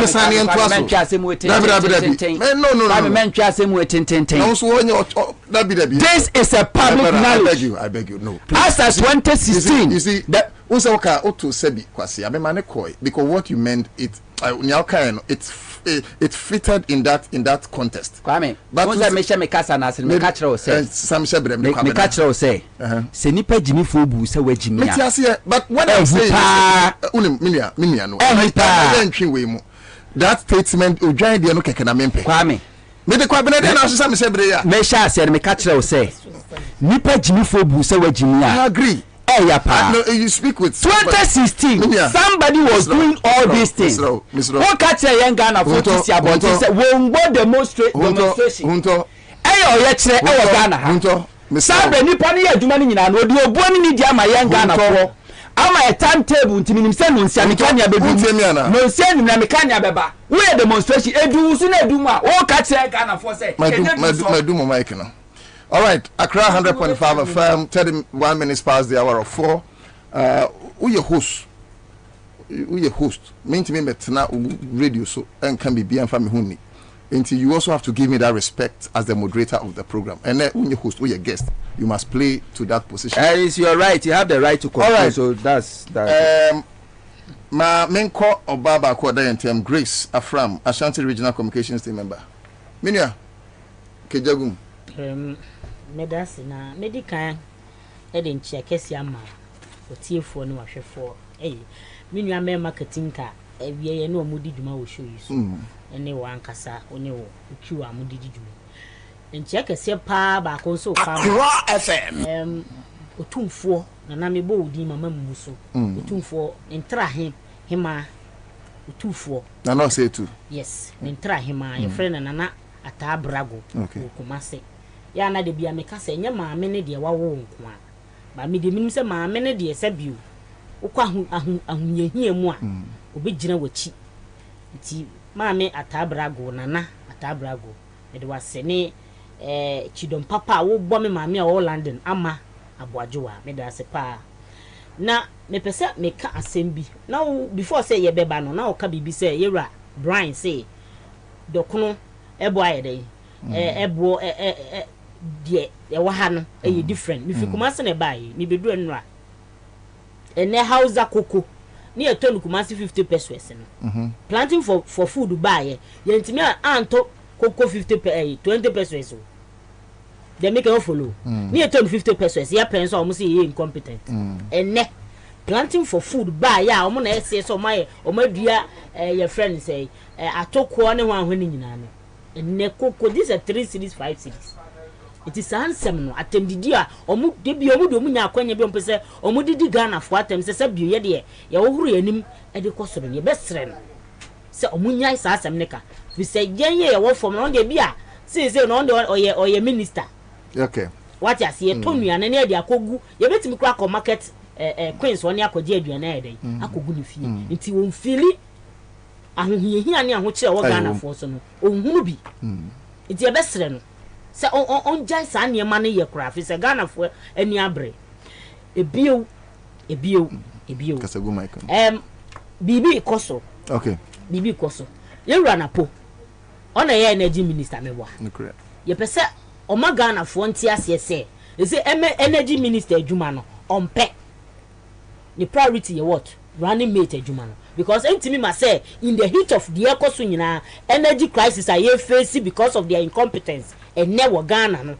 me nua bema osori anot aso dem because of say ope running mate adi on ma Ghana fo hu say adwuma no ontimi nye de da na koma so sesi aye de be running mate because this is the time we say as a minister ye hu wo tumi anase competence ba ye hu hwe enukura tikura no se de na menua unto kasa no de wasem ma Ghana fo hu se ekono so a eno so a because mummuye na mu fa ye nwehwe na se bin predia mo de ye bepe atunti mo se mummu ye hu se ne Ghana fo se munimu a se free 7 ekopim 11 bia no omo shedi low shedding ekoso 350 to 450 we say enu mo se mo kan kire Ghana fo across mu fa ni die bia nyedai e ma Ghana ntia na me de bia me kase ye di ye na anya o ya ye nya o fa ye die ekoso just a quick one good mu amutia especially on Facebook ebi mu kase ashwala hunto ebi mu kase facha me mame ebi mu kase for instance obi say omo ye JDM bebre so we should listen min chobiano wa utemiti min chobiano na ubunfu akufa don sem ana ubunfu ba me ansem ana sebita facha sebi akudon to memodam na makogina boot mato abama ba me because of how near mania mama facha me why what the Ghana for afam na mumu sebi penini fi kura wa bache se ne empeso bi be John Dramani Mahama sebi tafrache sebi akudonto kwasia no mentena se I agree say he was using simile like and no nya be metaphorical and so enya direct insult but me who say it will not help the discourse. And me assure say me na timu he would have acted in my capacity. Nti onu kura mpa workers no kura wanya botre nti mu amu Facebook no mesremo. Ye politics nchire say yento ye coach anu mesremo. What for time na my AD nchire say manya botre. It doesn't mean say I agree with you. But the respect is that you are the host and you have the right to control. So if you take your decision I have to whether that's what because you understand it. No, we host. Yes, give me that respect. But you should know say I don't agree on that. That's it. We should not agree with host. Allowed. I agree. Yes, that's allowed. As a host, you control the show. But me no one judging. Yeah, me to us no. Me nyabe ma me to us no. And dum so a MPP 4% Ghana for gidi say e dum siesie no. Me pese me kama obia te say dum so no di aiden aba na nokura omo de omo kan bi da MPP amanyoku omo kan nokura da omo kan nokura da ntino omo ntimi nyi animu na me ka bibi se yewra na poma yehu se adwuma no oye ana wo ja ko follow de any running mate no because this is the time Ghana for we say obepa out kwa be dey ebeba abeka bibi ebio ECG boss no yes ran interviews no do big edoso interviews no edoso me to say sa ebre no di sorry free baby ote ediko your friend say radio stations grant sa interviews no on channel those energies no enko they dey what solution be dey ebeba emwai ne here enya wote ha china wote na okanwe no na ye twetwe Ghana for solution to say the area John Dramani Mahama na me de bia ya me do me wo ma papa no de bia nyini because papa no sa sempa oso the who the boo by what by the who and I won't see so man san why dey talk on parliament or say I'll fix it no kure ye cap campaign on the bia on the also be kan no kura ye John Dramani Mahama e ye baako fi say the see na pension no me nua be mananya onu o enso ye chechire so an se wo yedum so hene Ghana for ni MPP for etumfu trogu nipa ni a ma chese se de ne ye kan ye se ye chia wa ne age so ya adum so ya mahama na nya papa no enyema pina na eden na ekoso say e jiso ya ba omia say ya ba omia na say na sa go ya de bahama na nya papa ne fault enso waka che Ghana for some me de me ye de me je to me ho so e no say oye so obetu anamon free say president bi penso o de asofo call your friends akosomo no ye ba John Dramani Mahama so no de on fa asofo enko akosomo because electricity enyinam sam ho nsam no enye mpaibo ya anamontuo otu anamon ma yenya excess capacity no MPP for say ye waste mini abema asema me kan ye wo waste ye wo excess ba excess ni mu nyina no enne ye se face dum so every say aban we ba ye no 1 megawatt eko kura nye den enka me di document bi ama ye friend is a producer omo ko fa bibi ye friend no cash waterfall mechanism report say ya omo de ba say afi bia anka aban no be support you odi man so on to so na support media man na tiefuo hu aban we etirimoden media bia me kase me kina kire na me hwede wi omo si ye niema enyinam ho nsam niema na mo ntu said the area John Dramani etu anamo pakofa aka power ne Mary bae no na omo bae omo fa megawatt bianka ho a sa report yom kofa ba ayi cash water one when yom kofa bae e kire se wo se busumi bia government ne di 2 million Ghana cedis e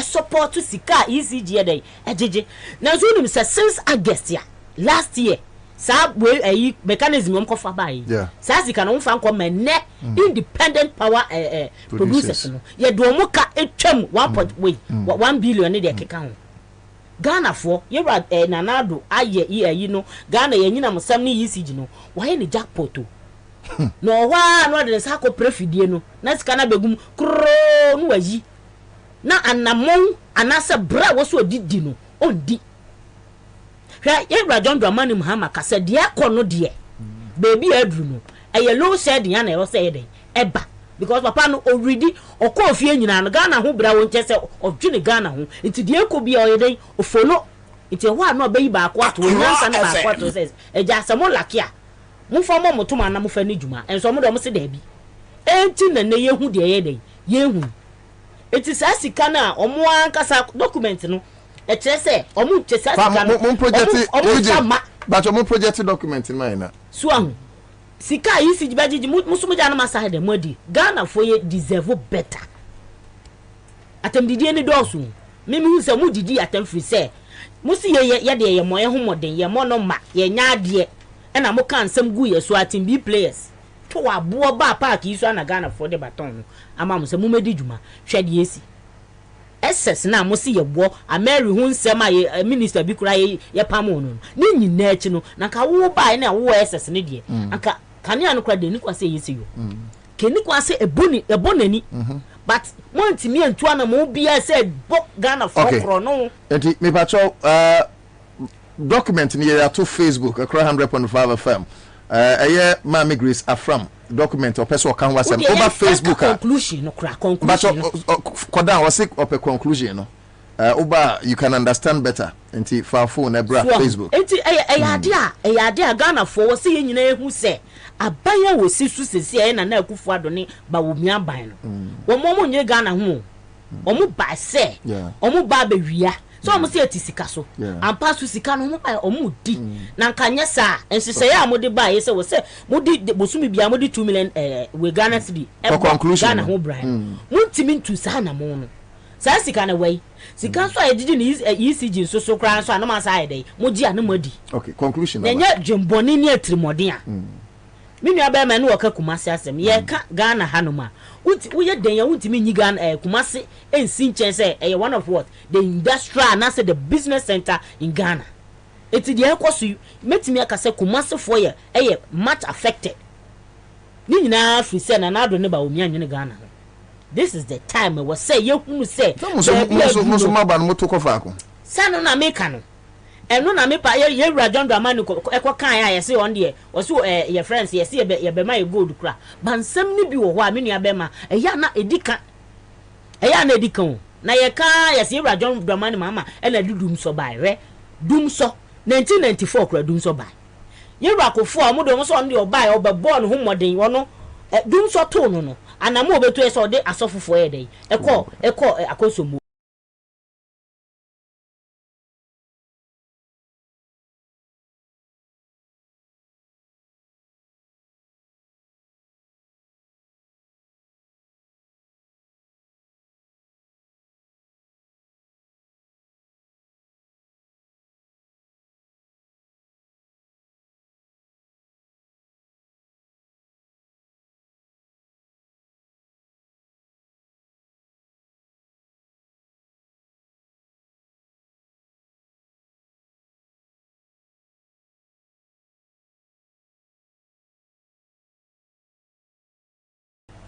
what West Africa and I say Africa open countries sabi enko ya asoma make me say susum pesa atiefo hye nso pa me say yewra bawomia Zimbabwe we di djuma o hope en wasa be economic what management head e wo Ghana we ko bia na say eti Africa and I say West Africa say ye per countries ya sabi countries miensa a omum enko ya Ghana Zimbabwe it is a sandy pa wait me de nsa akokeka sa countries we nyina na niema nko yie ni epo obi ama na be page Ghana free baby Ghana e kwa ye kwoti ato a na ko yi ba onya sabi de odi ba omia ba se ye nto ne so aba no nipa kro hu so ye mamofo wonwene Ghana ho fisa sama me kan wode nsa akokeka countries yi ma e de pefe se niema anya den enko yie ye do document na to we nim because ahwefo nso aba enti me pese this particular place conclusion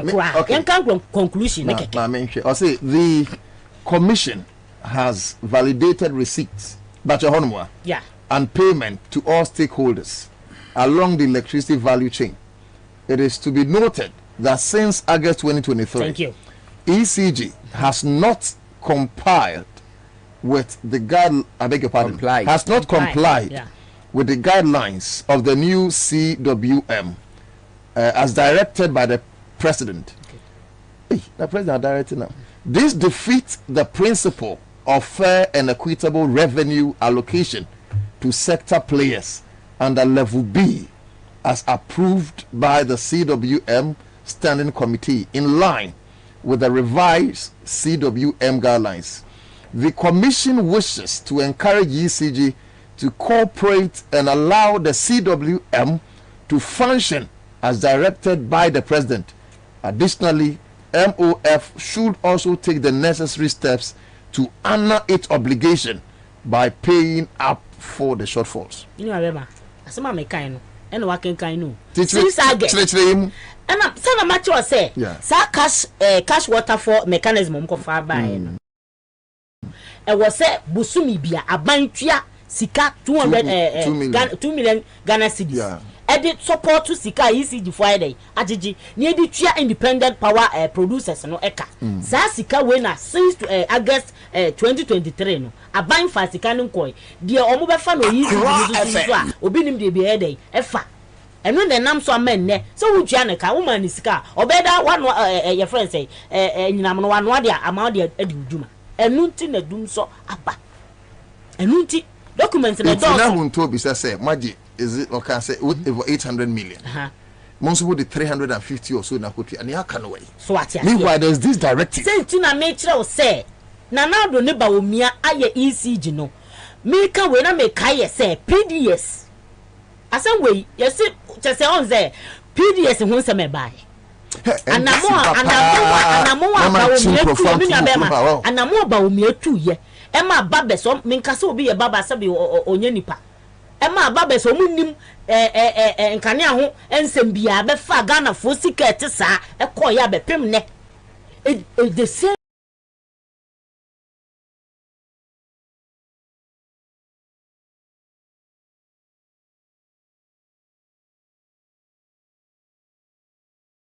te no mo say ye ni sisi a ama dum so ye den astart ye den eba na yesi wo ye po pagefo na gefo me tena ka se gefo ye pagefo ma kanse bi gefo na ye bra jondo amani mama fi so no dum so bo no na impo dum sa na enye ono no nko an ade ana se ne fault wase me de me dwane mfiri fi se me ye be ma me nsi so ma asa na ye maham metu anamon kotu anamon de solution papa ye dey e bre Ghana fo enkofo we baye ya na enkofo bi ka se enye ono ne so wudum so se me wo ye MPP communicator na atena ba bi aka se mahama so wudum so a na che se wokra no wo ntie bi e no de obeko na nya na wura ba me akra ka se chairman sakra dey de no bi enu se mahama so wudum so we nya debate mahama de che se wo ye pania de bia me ka se the foresight de ye promat de bia wo dwenye den ehwe kan asemi bobo ba obayo oba be kan say yemfa what low shedding timetable ni yede emra ye ko radio so ye ti ha wana MPP for person didi papa no ntimi fem ma because wo ma ka tere Ghana for say ye dum CC it was the bar abayedum so e bi sa no na wo nka no enu ti na make say NPP amanyoko ya amanyoko a omo kan no kreda ena de bia so omo nwene Ghana ho hwe me nua be ma won to kasa no o kaye Kwame Nkrumah penso dwurim ne kyese bone nkasa omo de omo dwuna e de sika be ba be so omo botomo but Yewura John Dramani Mahama de otu anamon bi otu anamon a sabi enchirima hwe capacity a wojaye ankrofo we de no mu so mfa so omo se eye SS nanko ono de woni ho bi o anamu otu ye no otutu wo se ebeboa yen even if so ni wo eti mesre Ghana ni bia wo hwe ma wia we yesi ye kopep kandifuo ebion amana beje Ghana si yi a mesre wo hwe ba bia Yewura John Dramani Mahama de me de ama me pen asem bebrere se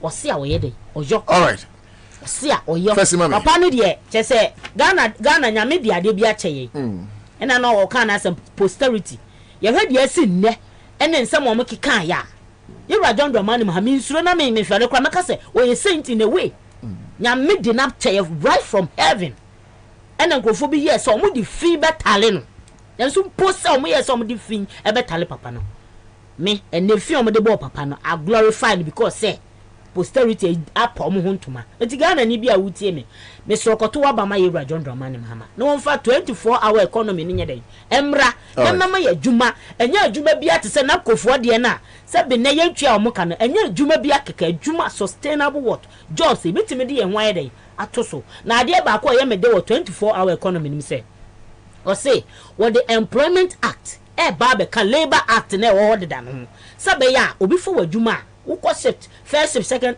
shift no before adwuma on ka se me na company ne ye media ntimi ntwia wo ka na me ma osike bia mpe sa act ne be kan Labor Act no na be ma policy ni mo yedu ti so before adwuma uko na adwuma 8 hours a ebra dudu a wako na adwuma no obetwia wo ka because emra ne be se ne keten emra ne be se ne keten nti nyina ya nya sem we baba ne akoto abapa ema Yewura John Dramani Mahama isan so no fa ne sa kokeka country bia ma country bia nyen serpe Yewura Baomia on the economic management team eya den na wo so on de enye ono a oyi ase ne driver ye nyina nim de asie ti esremo ene do kuma Yewura Brian say ho ahwani kuma se de ene akra tese esre na ye ti se sansa mi free obi a watimi atena brochire nim abrochire abrabo se onya sa akonya na okeka sansa ya na esre na eguye nim ase as a country because what to kwan enim de we titi wo baabi ti se the SAS to me we asonsa o so se bi o kanya nsasam kira Ghana for se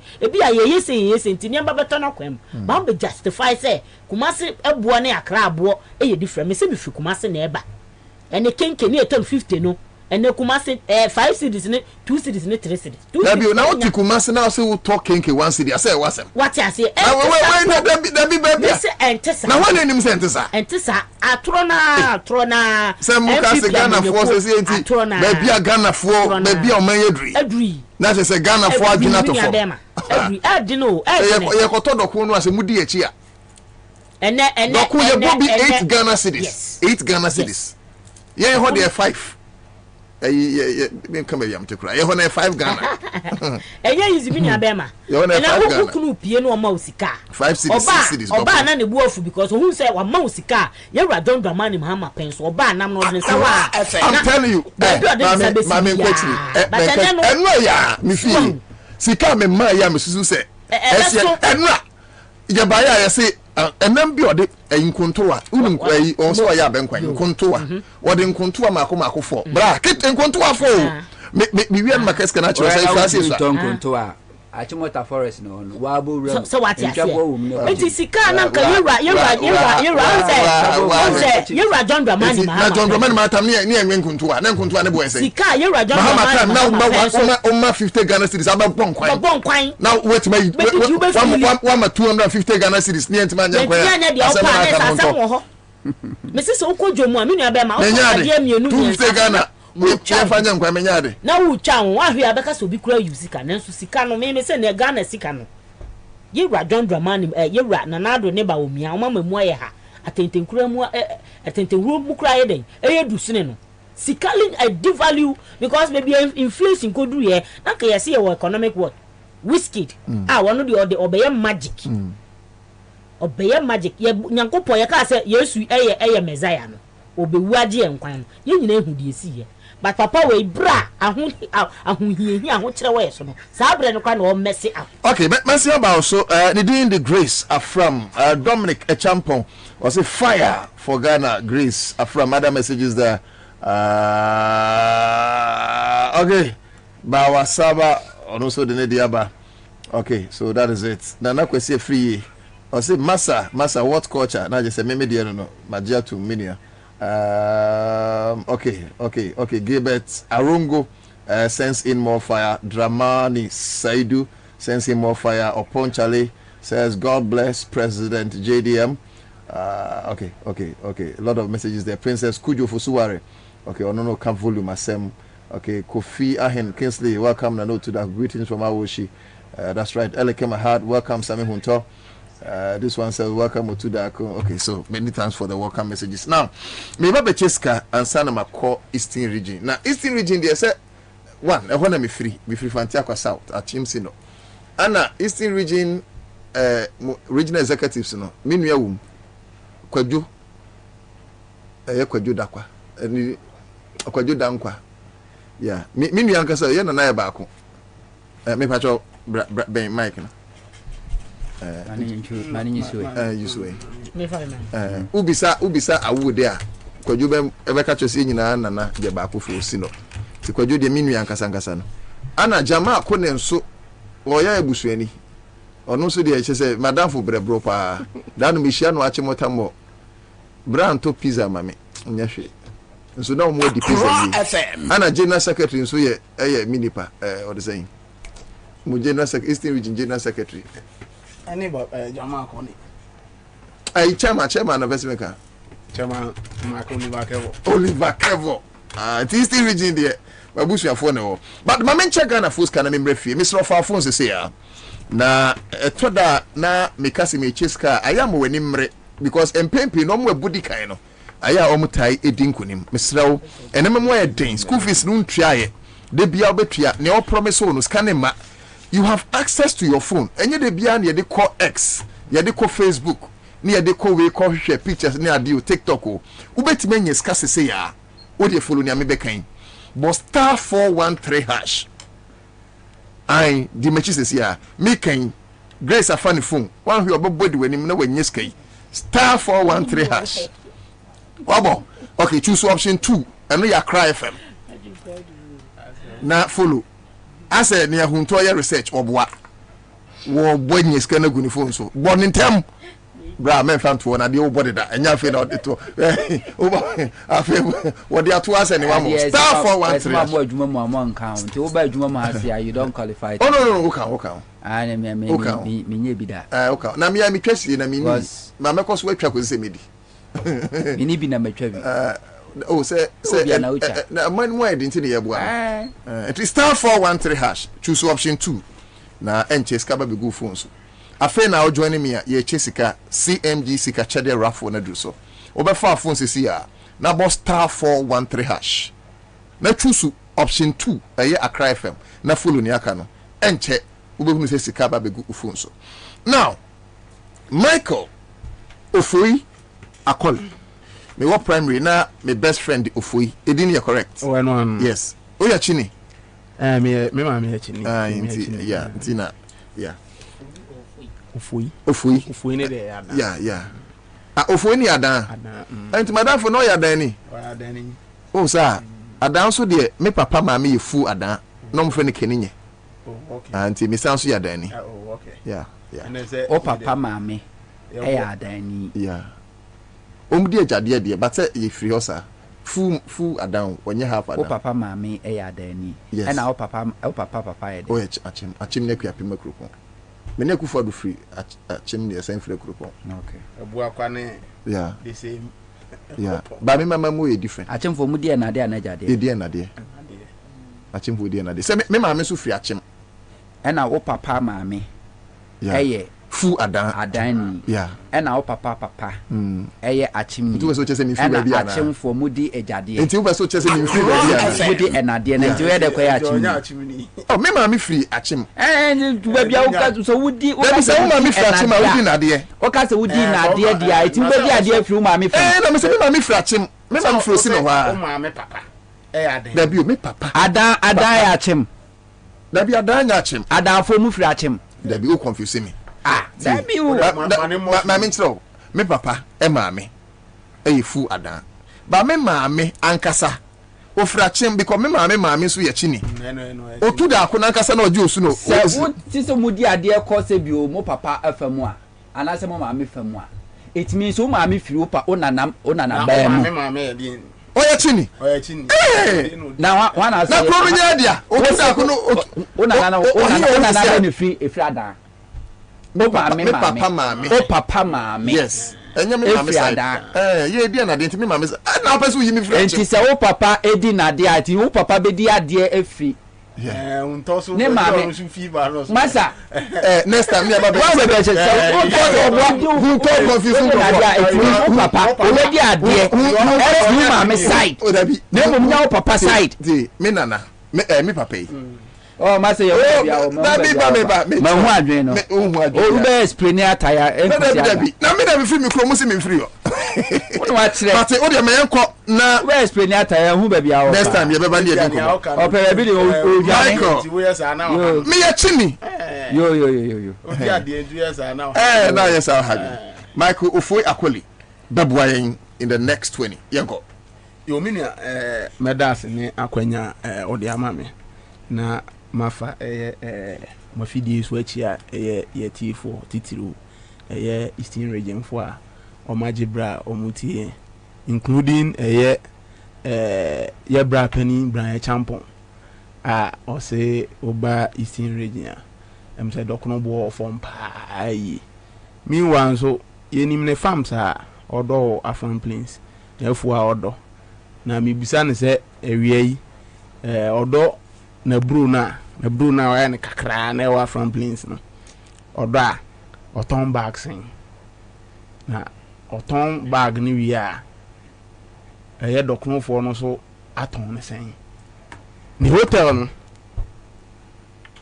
na esi price no dokono omo serve dokono ho a omo ton ne sen ntinia medija no se ebo na akosoro a na eso hu se planting for food and jobs no Ghana for and feeling impact Eastern region for them feeling impact no sa policy a omo aye hu dede a ene it appear se omo dwane fi policy ne ho kakra and the BBI is about digitization one village one dam ye dwane if you one D one F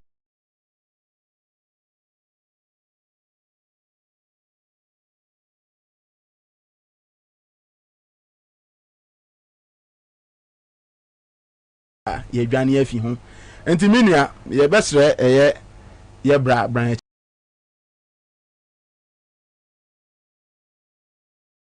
occupy no in fact as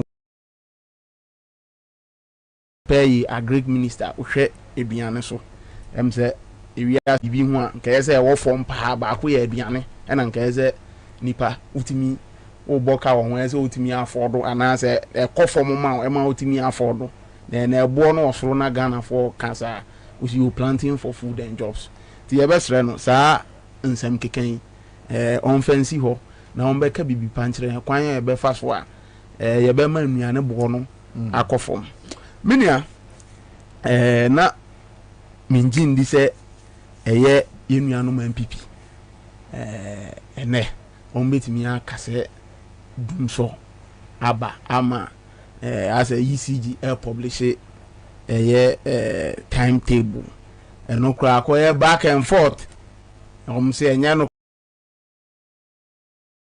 say no cre even though despite advice if you Ghana for any certain eminent persons or aba say may hu near echo here so yentimi planning your life accordingly but yente hwe envy omo ba minia me wawa because ye beda IMF ase because enye IMF 0% financing policy on the bar Bank of Ghana and on the bar as Bank of Ghana implement here community still on because we manage situation na nanka ye hu hwe anase ase ho be den e be peche 0% financing ene ka ene first ka obun say Bank of Ghana access card ya mom na poa dia kwa kutofu na dia ba be but then ya stop Bank of Ghana from financing a buying budget nti ene ahochere aba loans ananka first on betimi akọ jeje na o metimi di bia to fu no ya stop wo nti ene manage with what you have ti eno ene this situation you know den eba but nanka ye hwe anim say sa problem we aba no the management will still improve but in ye hu hwe one key policy of managing EC finances and aminu abai the two form no cash waterfall mechanisms ene yetum ajeje mu a in fact ama ECG atete apansam but minua the core challenges of ECG technical and commercial losses na ye kan wan asem na eden hospitals ya ya mo automatum say omu metu omu kan ya boy so omu metu ya ye be twetwem menua and you ask yourself say why responsibility and I was say ohwe ma sa kan ya boy yetua aban but because aban ntimi release subventions ma state agencies inti these state agencies are unable to pay for omo bills but oba ko presidency ubon say omo budget abalun most of them they call election related expenses oba ko say BB the operational enhancement program ya allocation 800 million Ghana cedi amano but meanwhile yentimi ntua ska ma state agencies omo consume kania emo ntimi ntua ECG is one of the commercial losses Ansah na companies are almost intimi nyeden entua eno kra de obon say due to ahochira ewo man ni mana say ade ayento ti omu produce ayento enu nti na sometimes this or how no betom so meaning one critical issue biom enso ye the technical losses technical losses no meaning efi ni nyina ne say aban no 50-20 17 some investment acco into air transmission any distribution mun yehu sa brani bium into wo behra omo nsem no she transformers but you ask yourselves that ebre we nyina no na mote ho den that should tell you that nsem omo ka no nyina so obi anim ana say ECG no because of political interference intino niema enkoso yi ewo ho yo mini ayawa yetimi ka say yemfa kania yetete kania boso in 2018 okay abra omo be yes announcement no say sika na nko is one of the commercial losses intiment yes can mini technical losses over investment ECG agreed kone minua omo balance sheet kire omo oboka nti ahen no dey to investment as compared to 2016 be ko ECG post to profit over grid co onu so post to profit but this time around they are running at a losses nti then na we improve the technical challenges nti minua no na start stage na minua ya ba bedu and it's as a result of the mismanagement of policies His Excellency John Dramani Mahama editor form key among them SLR revenues in fact SLR revenues we hear how ani see be use na component be the investment component be the tofu Ansah na legacy debts na ye tuetue eno ye due to a car na da ho fitting chroma time abesi time ye de sa SLR ne ba ye si ye di tuetue asa aka na no crampo no ye se by 2017 2018 ni etua saa aka na wie ni eyi saa taxes no aye den efi ho but NSA SLR revenues no has been abused. In fact ye dia kwa kosi awohwa ama ene sika ebe nyina ne ye de kwa ye de tuaka okay abra omo ba power 2017 na omo de sa SLR ni si awohwa e ka say omo gi $2.4 billion. You see, you bet is it 2035 and yes, $2.4 billion. Yes, it's $2.4 billion. Yeah, the kwa clear ye kan nyina. Ni enya bi kwa sa dia year investment. To say the Western transmission lines na His Excellency John Dramani Mahama na oyen. Me ni ewie actually ye the say ska no ko support budget and ko yes adwuma no. Edura key intervention to say Esla na His Excellency John Dramani Mahama de to na nke a solution for financing within the energy sector no. Me ni aye no basa. Couple with a price waterfall mechanism ye de say de to homa ECG follow now on fen tuatua kania ye gifi VR ni grid ko honum no eno nso ya to ne JJM nti ebe den ne the nation's demand of 3,663 megawatts no ubetimi amiti minia ebiom capacity and capacity ne kwa de me fa ne say since omo ba omo fa ba akokra nka ho and generational capacity and we nkofo a na nka omo ye dede say e doso dodo nka omo de omo ba betwetwam ba de wo promo a Ansah omo de ewu ye ya sa extending 15 years with even take or pay agreements. In fact a boy cry almost no this time around class are higher than a year previously. Plans are used be 5 years etwemu anka say ye dey ma ebiom na ese ne bo kofo ne bo class are kosoro biom. It is generational capacity no minua aba be a problem this time out because over what your demand CCR which is 3,633 now they are able to produce just 3,000. That should tell you that we have that challenge. And me and nina and kwamfu nyina fuel asem. Say aban intimi to fuel in some of the thermal plants ni. And me and then this are fuel asemiba is kasemia. So 0% financing. First nanka ye ji loan bi ana ya dane di amom. Ye Bank of Ghana ni aje wo ni adane di amom. Ene yentimi nto sa afuwo no even atuabo a all supply en kakra no ye de atuabo ka over $300 million a yentimi ntua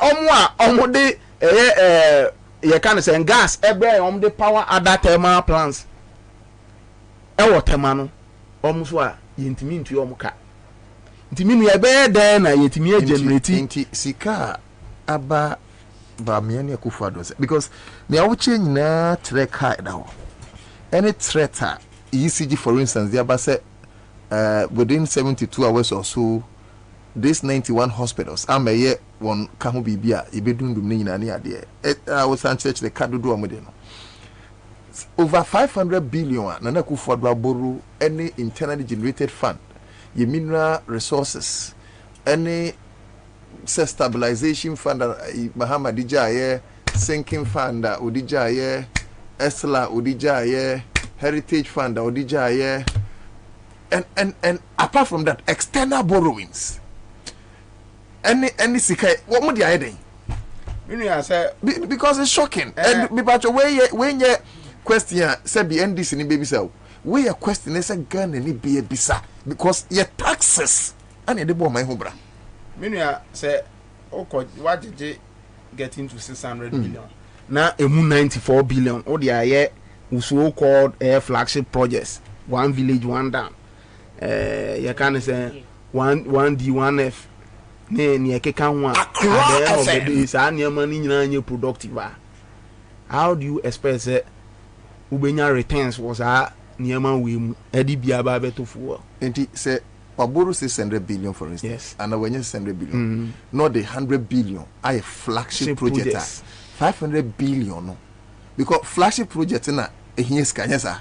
Nti 500 billion no the day. And I say presidency it me allocation. I say operational enhancement program 800 million Ghana cedis. Ko enhance den. Bisabium. So ultimate Ghana plan anything. It me to car tie. Baako car tie. Baako 22,000. V8 tie baako 22,000. Adamam for use V8 kroma. Nti near 5 and over almost 600 billion na ya borrow no. Near ya dey no. Nti me near back to maasem America no. Tama your capacity of over 4,000. As we speak, our capacity nintimi MY no. Minia, ni nyina boils down to fuel a car yede and a fuel la yentimi provide. Masa thermal plants yi entimi nye de enye adwuma. Additional oil fields are ho ananka wo so mo ye investments wom. Nanka wo so yenya gas. Ebe augmente Ghana gas. Emanka ye jai na say ye jai depending on gas amount for the fear man on eba me the power sa thermal plants no. Ye ntimi nye. Enti Ghana gas ahon den a ode ma thermal plant ba ku mienu na no a. Enti nka no de see free 300 million ye nti om capacity om gusuma ye. Enti na nke ya further investment ana ya further expansion Ghana gas. Empo no mine any free krana nke nu betimi asave situation. But there has been lack of investment Ghana gas. And minia abra John Dramani Mahama wo na sa interventions we nyina ni wo face dum so no. Sa interventions we nyina ni ho. Ono no this interventions we nyina egu akwam. Nti wa ma foundation a e wo se build it on. Enu nso ntimi nye.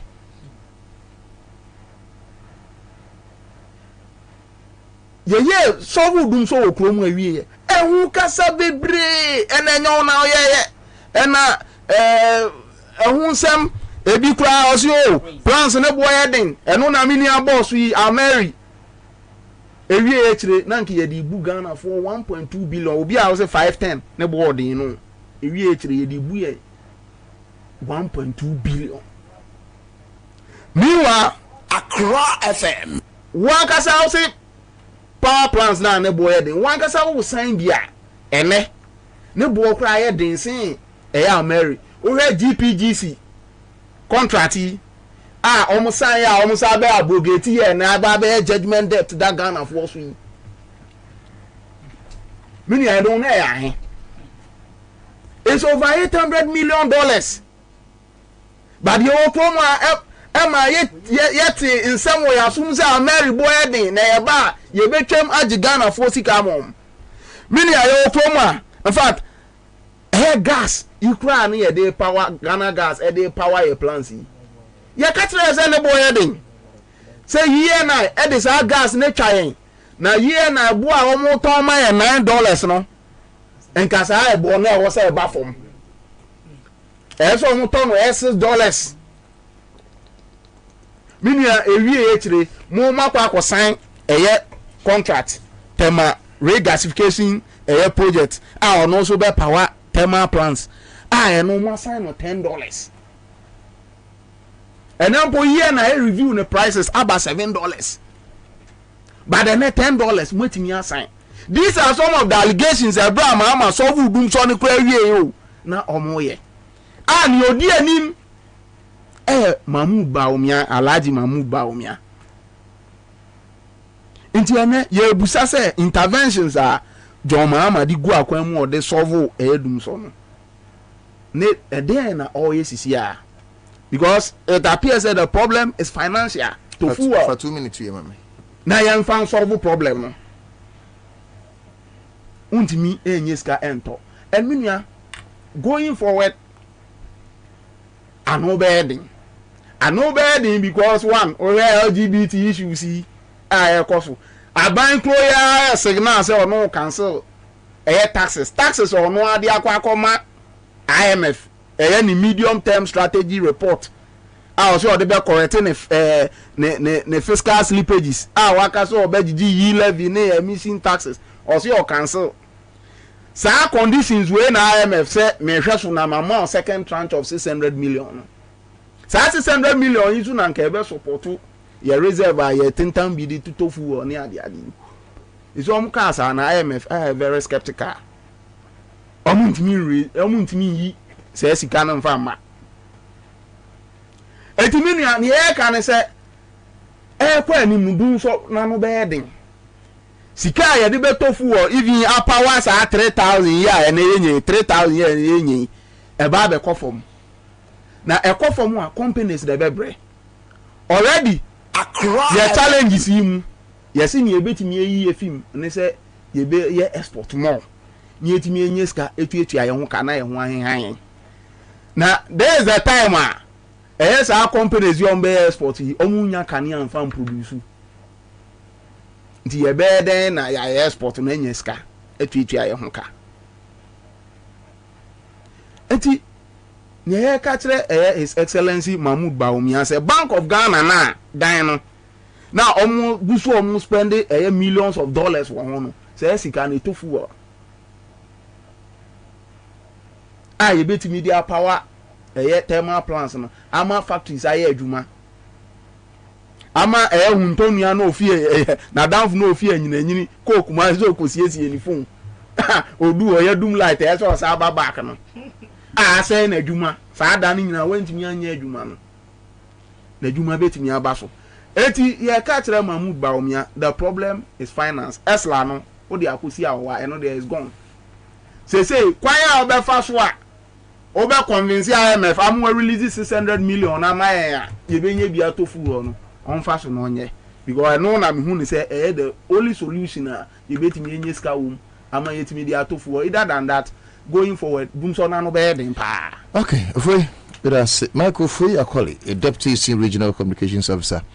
Na motene nkano junior man Ghana ho anda kufado ne ba me hu ne menye say yenye sika and you know these are the challenges we are going through near honor about is it 52 billion if not more it may transfer free Ghana commercial bank account to unknown source 52 billion based in yenchi obia auditor general report said not less than 70 billion or more ana ya shere because of coronavirus as say but unim say ye we nu nyina no gusu a advocate wo parliament tax exemptions the ama MPP for companies tax exemptions of almost to a tune of 500 million Ghana cedis.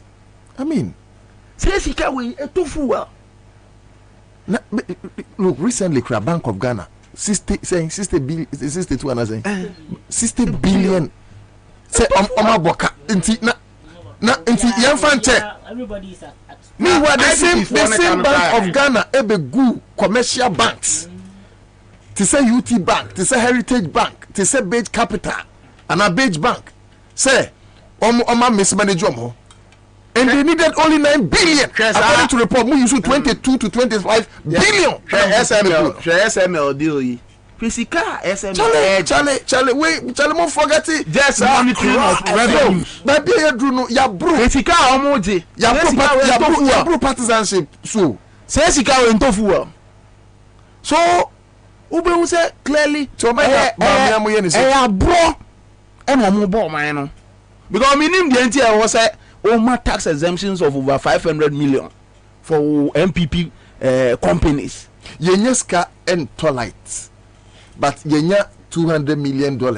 ama PDS for fani free yenya $2 million yesi train na was asese no dos nti yesi aye be fa wiem train no so ama ni nyina ko cathedral about say 400 now sir cathedral is it dollars or cedis because my baby yes $450 million baby you say 400 million cedis the chef from CC near 450 million cedis yes the chef from bra fin chef from who call maybe chef from but amna kamena na so o cost amna no concrete judgment debt compensations bia also mo ye Yeah, so my jet one on so much project no me na $1 billion. That's project quite the moon and I no crampo yen. Yes. I'm fancy hospital and school. Oh no, they should build something na Nyanko Paga. I mean, I unyes can tofu and fan power factories. I'm unya juma. Nyanko Pon crampo no unyes can unya David Ansah sorry that man erade. But him say David so na to da ho ne manyina. Unimenta. Nyanko Pon ka che ne say on pu bia moja won nsa. Under your leadership as president and vice president, yakum nipa 8. John 2020 elections. Moja woman say no rather better them. Sure. IMF 0% finance and okay. Kwabena na yanko to ande but pacho star 413 hash. Star 413 hash. For phones this year. Na scamego ufon so. This is our own small way. You know the characters unit of National Lotteries. Yaka ntuma ba ho a yepese ye boa. Oman ni mo ye den.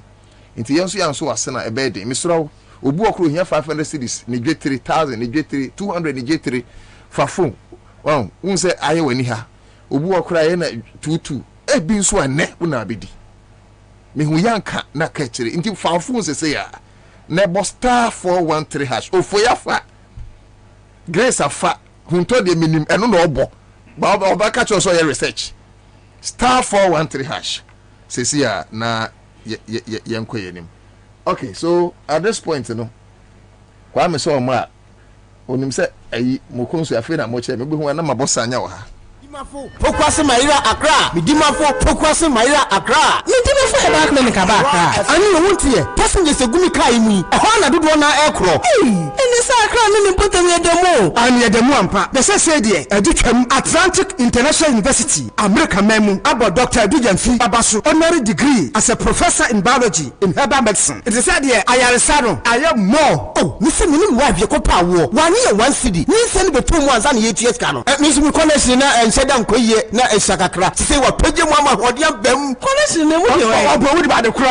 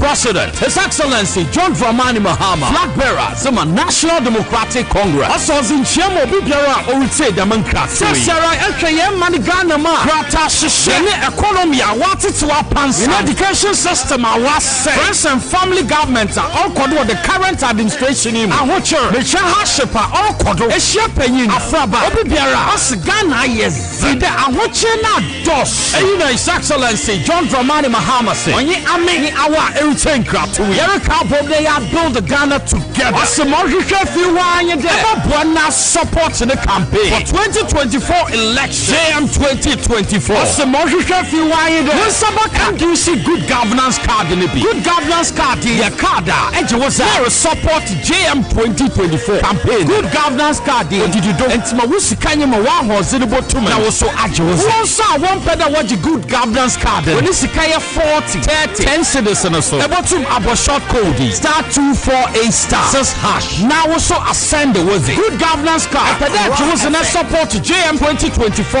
Ebotum afra 0534 000 261 0531 033 503 and 050 982 3400. You can on internet to do www.ndcgoodgovernancecard.com. Mayan Kambo, they am building Ghana together with John Dramani Mahama. Nyamin Shah.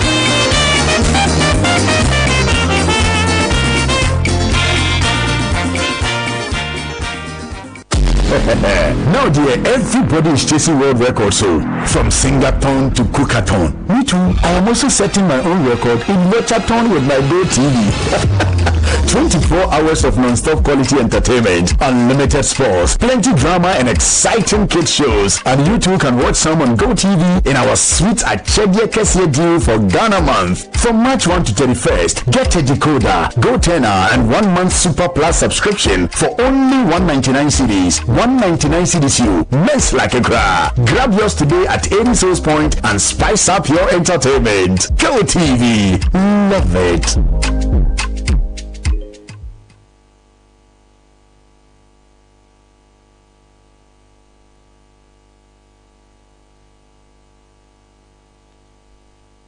CCJ Makohu Greenfield Scientific Herbal Clinic. The whole clinic, sir, and you to Momania Award, a word best. Obian Transit Emma Dumpelia, the Cassa, and as a boy, the Encanon to them. Greenfield Scientific Herbal Clinic. I say, I want to say, we are poor at you, we are Encan Awananu, Obana Bemo Power, and Yarwan Kaye. Nancy Mamika say, and the Spana Quad Ekayano. Greenfield at Arumanti and was our selection and after APM. Greenfield Scientific Herbal Clinic. Our ultramodern laboratory. And a diagnostic machine, sir. I should show the Pebiadi Moankasa. Greenfield Scientific Herbal Clinic. I want to go to Estate Junction. Last call. There was 0243 983 906 and 0261 651 898. Greenfield. God is our healer. Greenfield. Your last call. I believe. Now, dear, everybody is chasing world records. So, from Singathon to Cookathon. Me too. I am also setting my own record in Watchathon with my Go TV. 24 hours of non-stop quality entertainment, unlimited sports, plenty drama and exciting kids shows. And you too can watch some on Go TV in our sweet Achedie Kesie deal for Ghana month. From March 1 to 31st, get a decoder, Go Tenor and 1 month Super Plus subscription for only 199 cedis. 199 cedis you mess like a gra. Grab yours today at any source point and spice up your entertainment. Go TV. Love it. Accra FM. Yeah, The incoming president, His Excellency John Dramani Mahama, flag bearer, Zuma National Democratic Congress. Also, in Chemo Bibiara, or would say democracy. Sarah Elkayem Manigana Ma, Krata Shishene economy, I wanted to advance in education system. I was saying, friends and family governments are all called the current administration. I watch her, Michelle Hashipa, all called a shepherd, Afraba, Bibiara, as Ghana, yes, I watch her now, DOS. His Excellency John Dramani Mahama say, many our everything crap to Erica they are build the Ghana together. As a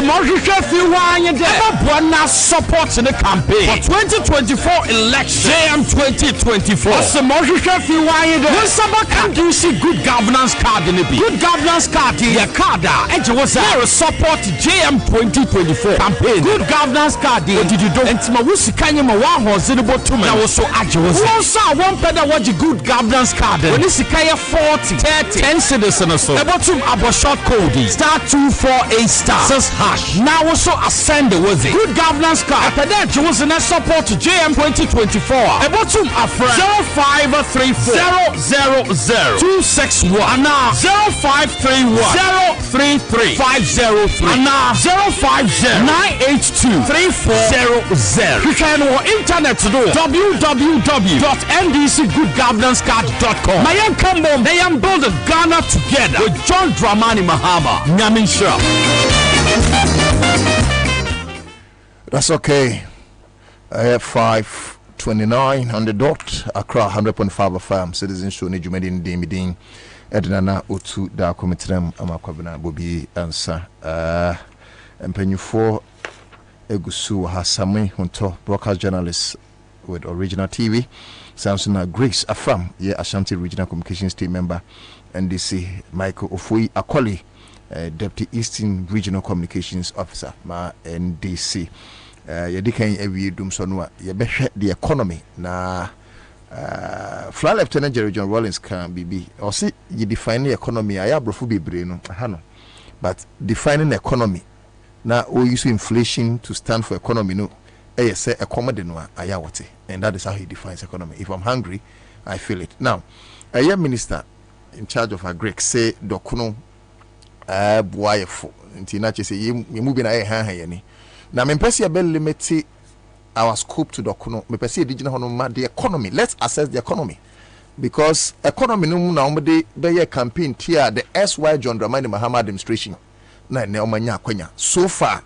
How far hono na pese ye ko star 413 hash star 413 hash ubetimi afa phone no abo no choose option 2 Accra FM skaba begu phone so say ya star 413 hash same nana mamen sanchia atie for ne ahwefo biem o se yenka economy be na che dokono economy eno ane dokono yedi no a na misa e kan sisu biem nana se abamu mpanyimfo edi atemu a kakra bi na omo kama ordinary Ghanaian ti asese omudi atem but omo mfiri so omo ye smart no omudi atem a so odi atwen to answer no so edi atem manage 8 minutes ebini de brana champon as a minister for food and agriculture why what di Ghana for atem say because of planting for food and jobs enti kinki bo ayefo yo as of 2016 NDC fofra bamu na abroboto kese no 100 kg no na 230 Ghana cedis. As of 2023 na etwam 1000 Ghana cedis. Abroboto 1000 Ghana cedis. Strike the percentage. As at 2016, now 230 Ghana cedis. As at the end of 2023, now Broboto chum 1,000 Ghana cedis. What's the planting for food and jobs? Planting for food, I just said what's about service 2 or 3 purposes, as the name implies. Planting for food and jobs. Into do near Sadia Bonyuma. Okay. Which is our policy we are say oba na ndisi for Jessica Canada about the whole chain. And at 2018 I also share program yase. 2018 I also say no. Moba catch so successfully implemented, must implementing successful enya bumper harvest. 2019 Ghana ye kosre ebru every ECOWAS. And the feeding secondary school for Ghana. Edu time we see a tria 2020 yentimi entua na obi a we dua buama na ebuso na wakofem aburu wentimi afa bia nkotua woka because omu fi say jimi enti enya ka say planting for food and jobs are yenyina yeni akiri because yenyina ya dakato na suyen. That's how they see us. Accra FM planting for food and jobs. Kwabena bae Russia Ukraine war obi aso say there say Russia Ukraine war Kwabena na nkrofo kofa anuane serious the free Russia and Ukraine war there Kaweda Kabeto yedim. It was time for Ghana to shine because you catch say bumper harvest kusabe ni enye anuane ma na broso yenye aduane ma na broso Ghana Russia Ukraine war ntino ye the ban to importation of rice and soya beans. Na dia we nyama na buru so a ebi seye no wo nkoton enyi sika wo de tabo to seye me mfa nko ba bia me nkoton under planting for food and jobs. Secondary schools me shut it down over food shortage. Aduane e de be secondary school fompo na ebi ni ho. Enti secondary schools na wase a shut it down. Awofo bi awoso mo peka epesika ekofo mo ma e free school do ma fie bedidi. Omo ben school no wase nwume bia mo de aduane ekomo mo ma said ye oba bia bon kanchima koma na mpena nwumre bia. Under planting for food and jobs. But before the so-called planting for food and jobs, no.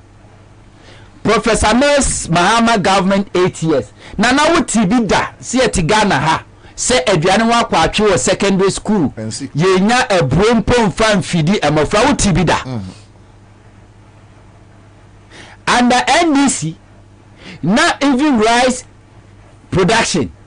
Omu increase no say there be a bell limited the importation of rice. Wo ba be catch yourself we say ye jiminti no. And no be catch yourself planting for food and jobs no. Are you successful? Say planting for food say ye mwa. Ye musa say na ntwe dodo sen ponche dodo sen ne ye wo mo. No mo way. Where are they? Poultry farmers yade kwa see poultry farmers in fonkukum. Compensation kwa parliament ya approve si amfa mo no be sini amfa ma mo ye. And the poultry farmers a brompo muntimi nto. Eno mu de fidi o nkoko. Ntene last December oto akoko ba ko say 100 Ghana cedis akoko poultry akoko ne fide poultry akoko 100 Ghana cedis. It be a 120. Look at that. Depending on the average, you know, 100 Ghana cedis. Yeah. Because a crafone to me top a bronum put on the video mama. One. We have a catch as a planting for food and jobs because some of you say Jimmy. And they can't say. And cry talking is saying 5 6. 5 6. They say, O Momo Tonk and Okra say, if it is who told Dokuna Yamaku. He say, who told Dokuna, Betomeko. Oh, Bob, yes, sir. Daddy. Na yenya minister for food and agriculture. No be catch say eduane abu. So on toduane. Eduane abu so nyina na ntimi mfidi secondary school. Not Ghanaians o. Secondary school. Not Ghanaians o secondary schools. Ntimi mfidi omo.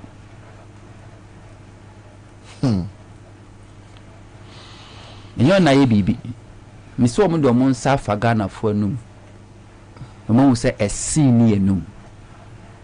Intino ya ese oba ye ni kunu no obi abu ye yi achia because nipa no bedi na de no Dr. Efriya Kotono wakache so body dru kra 3 Ghana cedis ubenya bi sini to body betem e wa Accra ha 5 6 at that time.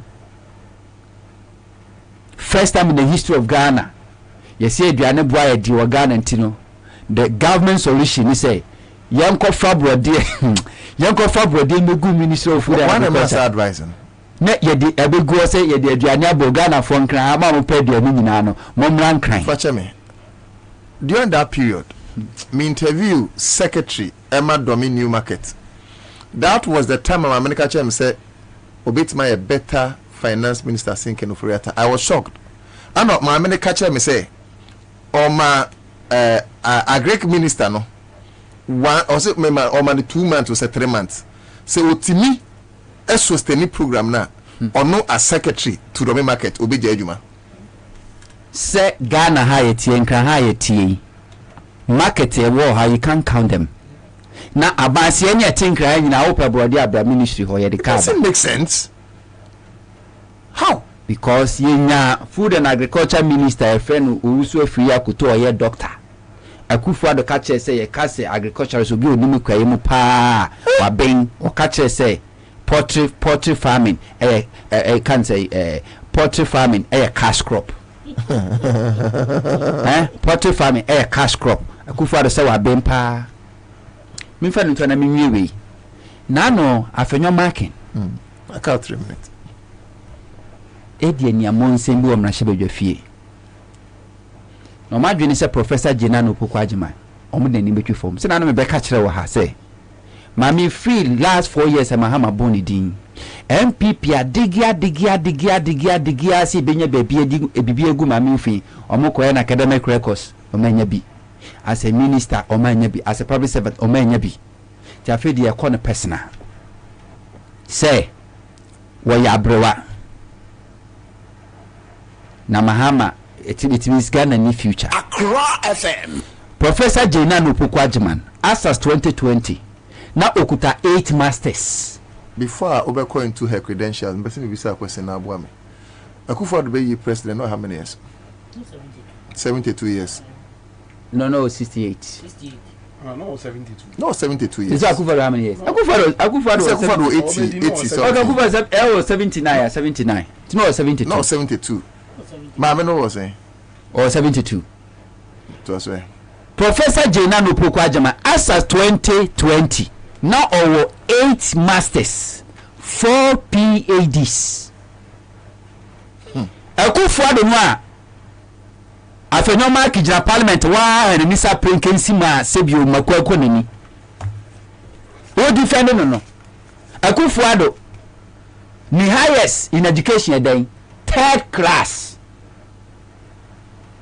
One says why law. Why na your classmate obia ni Ghana otimi ka say yes me Akufo-Addo na try law school muda.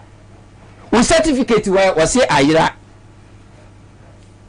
O to force me dance no abrochire afenoma kijina parliament e defend Akufo-Addo. A 79-year-old man who cannot even sit Ghana independent nananom ebi omomo jato waje fa wodi amaye na wo be yo mampani na saada no ye kwa ika omo na school fo nkwada ejina wiaso na president just a second na wada na na yire na enyane no obi nyane ni o se dae na mesu wada with the parliament e defend Akufo-Addo. Professor Jena Nopoko Agyeman wonye saa manu a sebi ti so no afenoma ke na yesi oba oni ne wo miensa ewo we ne ba muko DNA test ne kura se nya wo ma aje nkura na wani atutu aka wo se Professor Jena Nopoko Agyeman wonye saa manu bia Oko Akufo-Addo ba mu a omo da Akufo-Addo juba fo nyina no eye chief of staff na wa frame up how many years 77 years.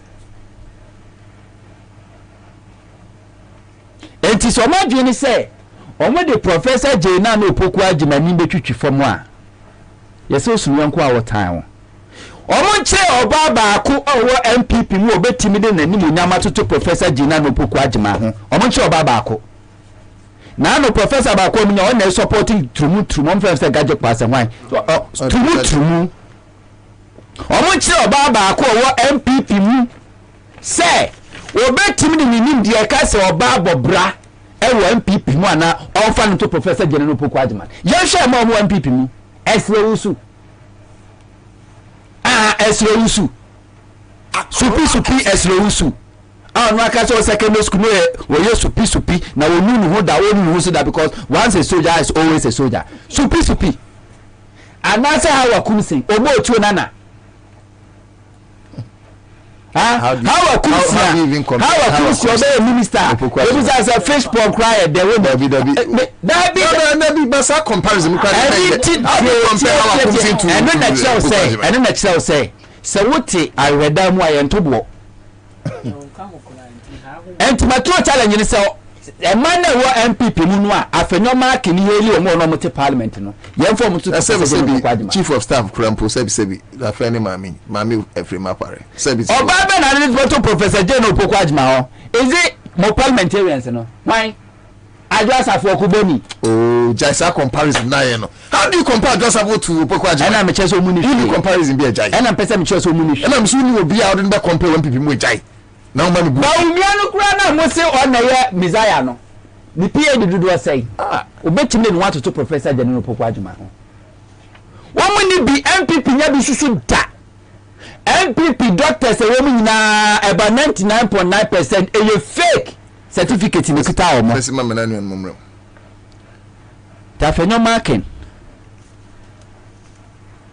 yeso oba wo ni kuru ne bu ni ya chia na so obu abrante yere so a okotoka pray no okay so person obu Professor Jena Nopoko J enmity a Oyo ba penya wa hwe ne ma.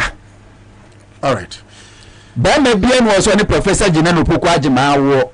No akọ DNA test. Na eba na nya no nti afenyo ma ka no nkonko hwe ne ma. Ye fancy one mo me sure say waka kire apanyi. Oba ko hwe ne ma ne sa. Na aka de. Ebacho because me chiska na me chair nso bi edi. Hello. Hello. Oh, we Gina so what check na me pese hu to vie. Na me pese me break it. But you be try na ye nya no. Okay. Grace. O chance ya make atu o baby why? No problem. No problem. Let me say. Kwa me dia na o ka o Gina bontin point be kan. Yera afenyo marking. I must also mean so win. Ne mic no. Must ne mic ni aso. Ene oka say ya enyem nwa. Kasa gu ma me page akosoro ma me. O kasa say ya enyem nwa. You say ne boss afa na djuma aye Canada Japan. Ono nya hoodi bia na odinesi odnya simple bia odidi matem. Na onimu a won kai se maame ye ne wo ogu no fi no wa kire na de pen. Enne na no ba FM amenyo fi ho. Oh, mami a kira penyo markings ade pen. Oh, za. Na info na check every Friday. That's good. Wa kire na de pen. Wow. Se ne wo so ye lawyer. Na ne wanya kwanya kasa wo e wo mrahye beje fia. Maame no ne nsa wo mu bi. Na me masama me ka ne se. Yewra na nado. Sabiu ono kura no. Hwini nsuo afiri ni hwini mu bakura no. Uhuna ubo mu ase. Sabiu ni hwini mu suso nsuo.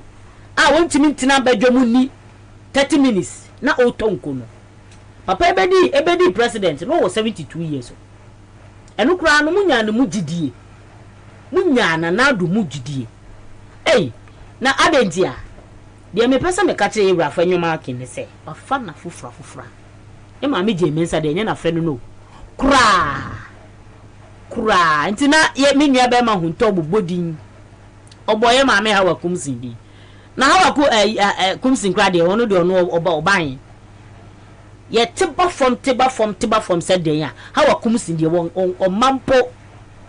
Ye ma me je mensa wa bobra wa bono hu modern just ye ka se ye pan hu ntuma ne apese bi efin je nana yeah sorry ye ma me je nana ye pefin kakra kra ye nyede ye nya first your mama hello okay hello me wa cho say na be go for no so 500 what is say try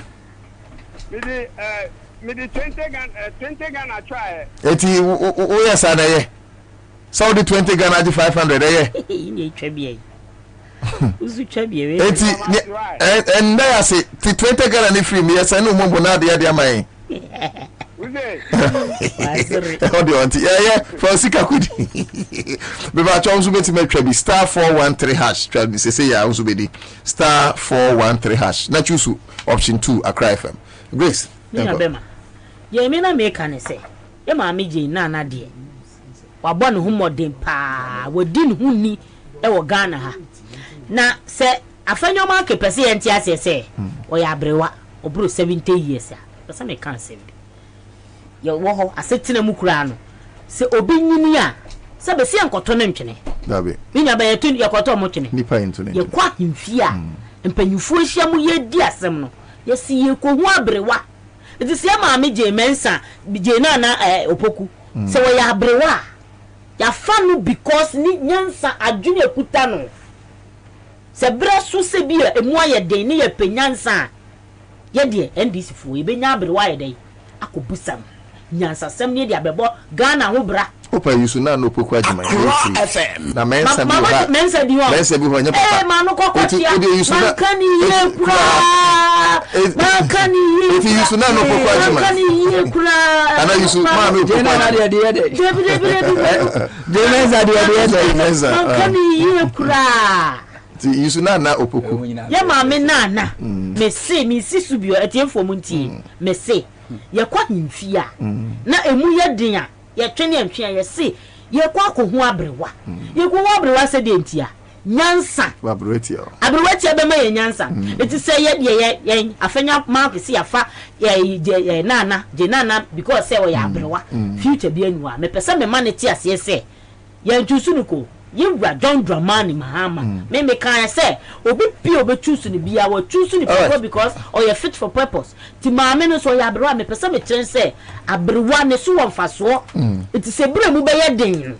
Ye be kwa abrewa ho na abrewa me nyansa ni dia tu anamon papa je Ghana si baby a ye be say ye de Ghana ye de eduru. Eti ne fa na. Okay. Ti ne fa ye maame je na nti nyese bia ntira. Enti on yon kikanko. Me pese me ka say enye na fe no.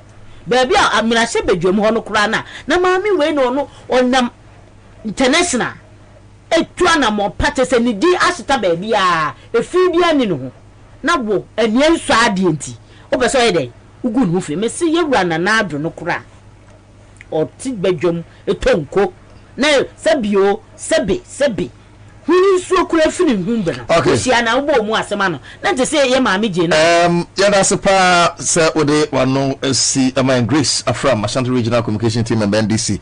Now, Otin can make call me ra, Michael Fui, a colleague, so but me capture was say, Minim Yadia, how? But Yadibia when the master. Yadibia when the master. Now, the me Danny say, me buy ya me who say, Nana King Herbal Center. Nana King Herbal Center. Abefiano. Nams oh. And I just have some jabba. Ghana for me yarding in out water. Minim ye how say diabetes, BP, prostate enlargement. And I say ebia untimemo. Stomach ulcer. Uhonam ya obu on ma utim say ne honam ayene ya che ne dom pemu nyina wewe no. Waist pains affect on pasokra. Ana cancer.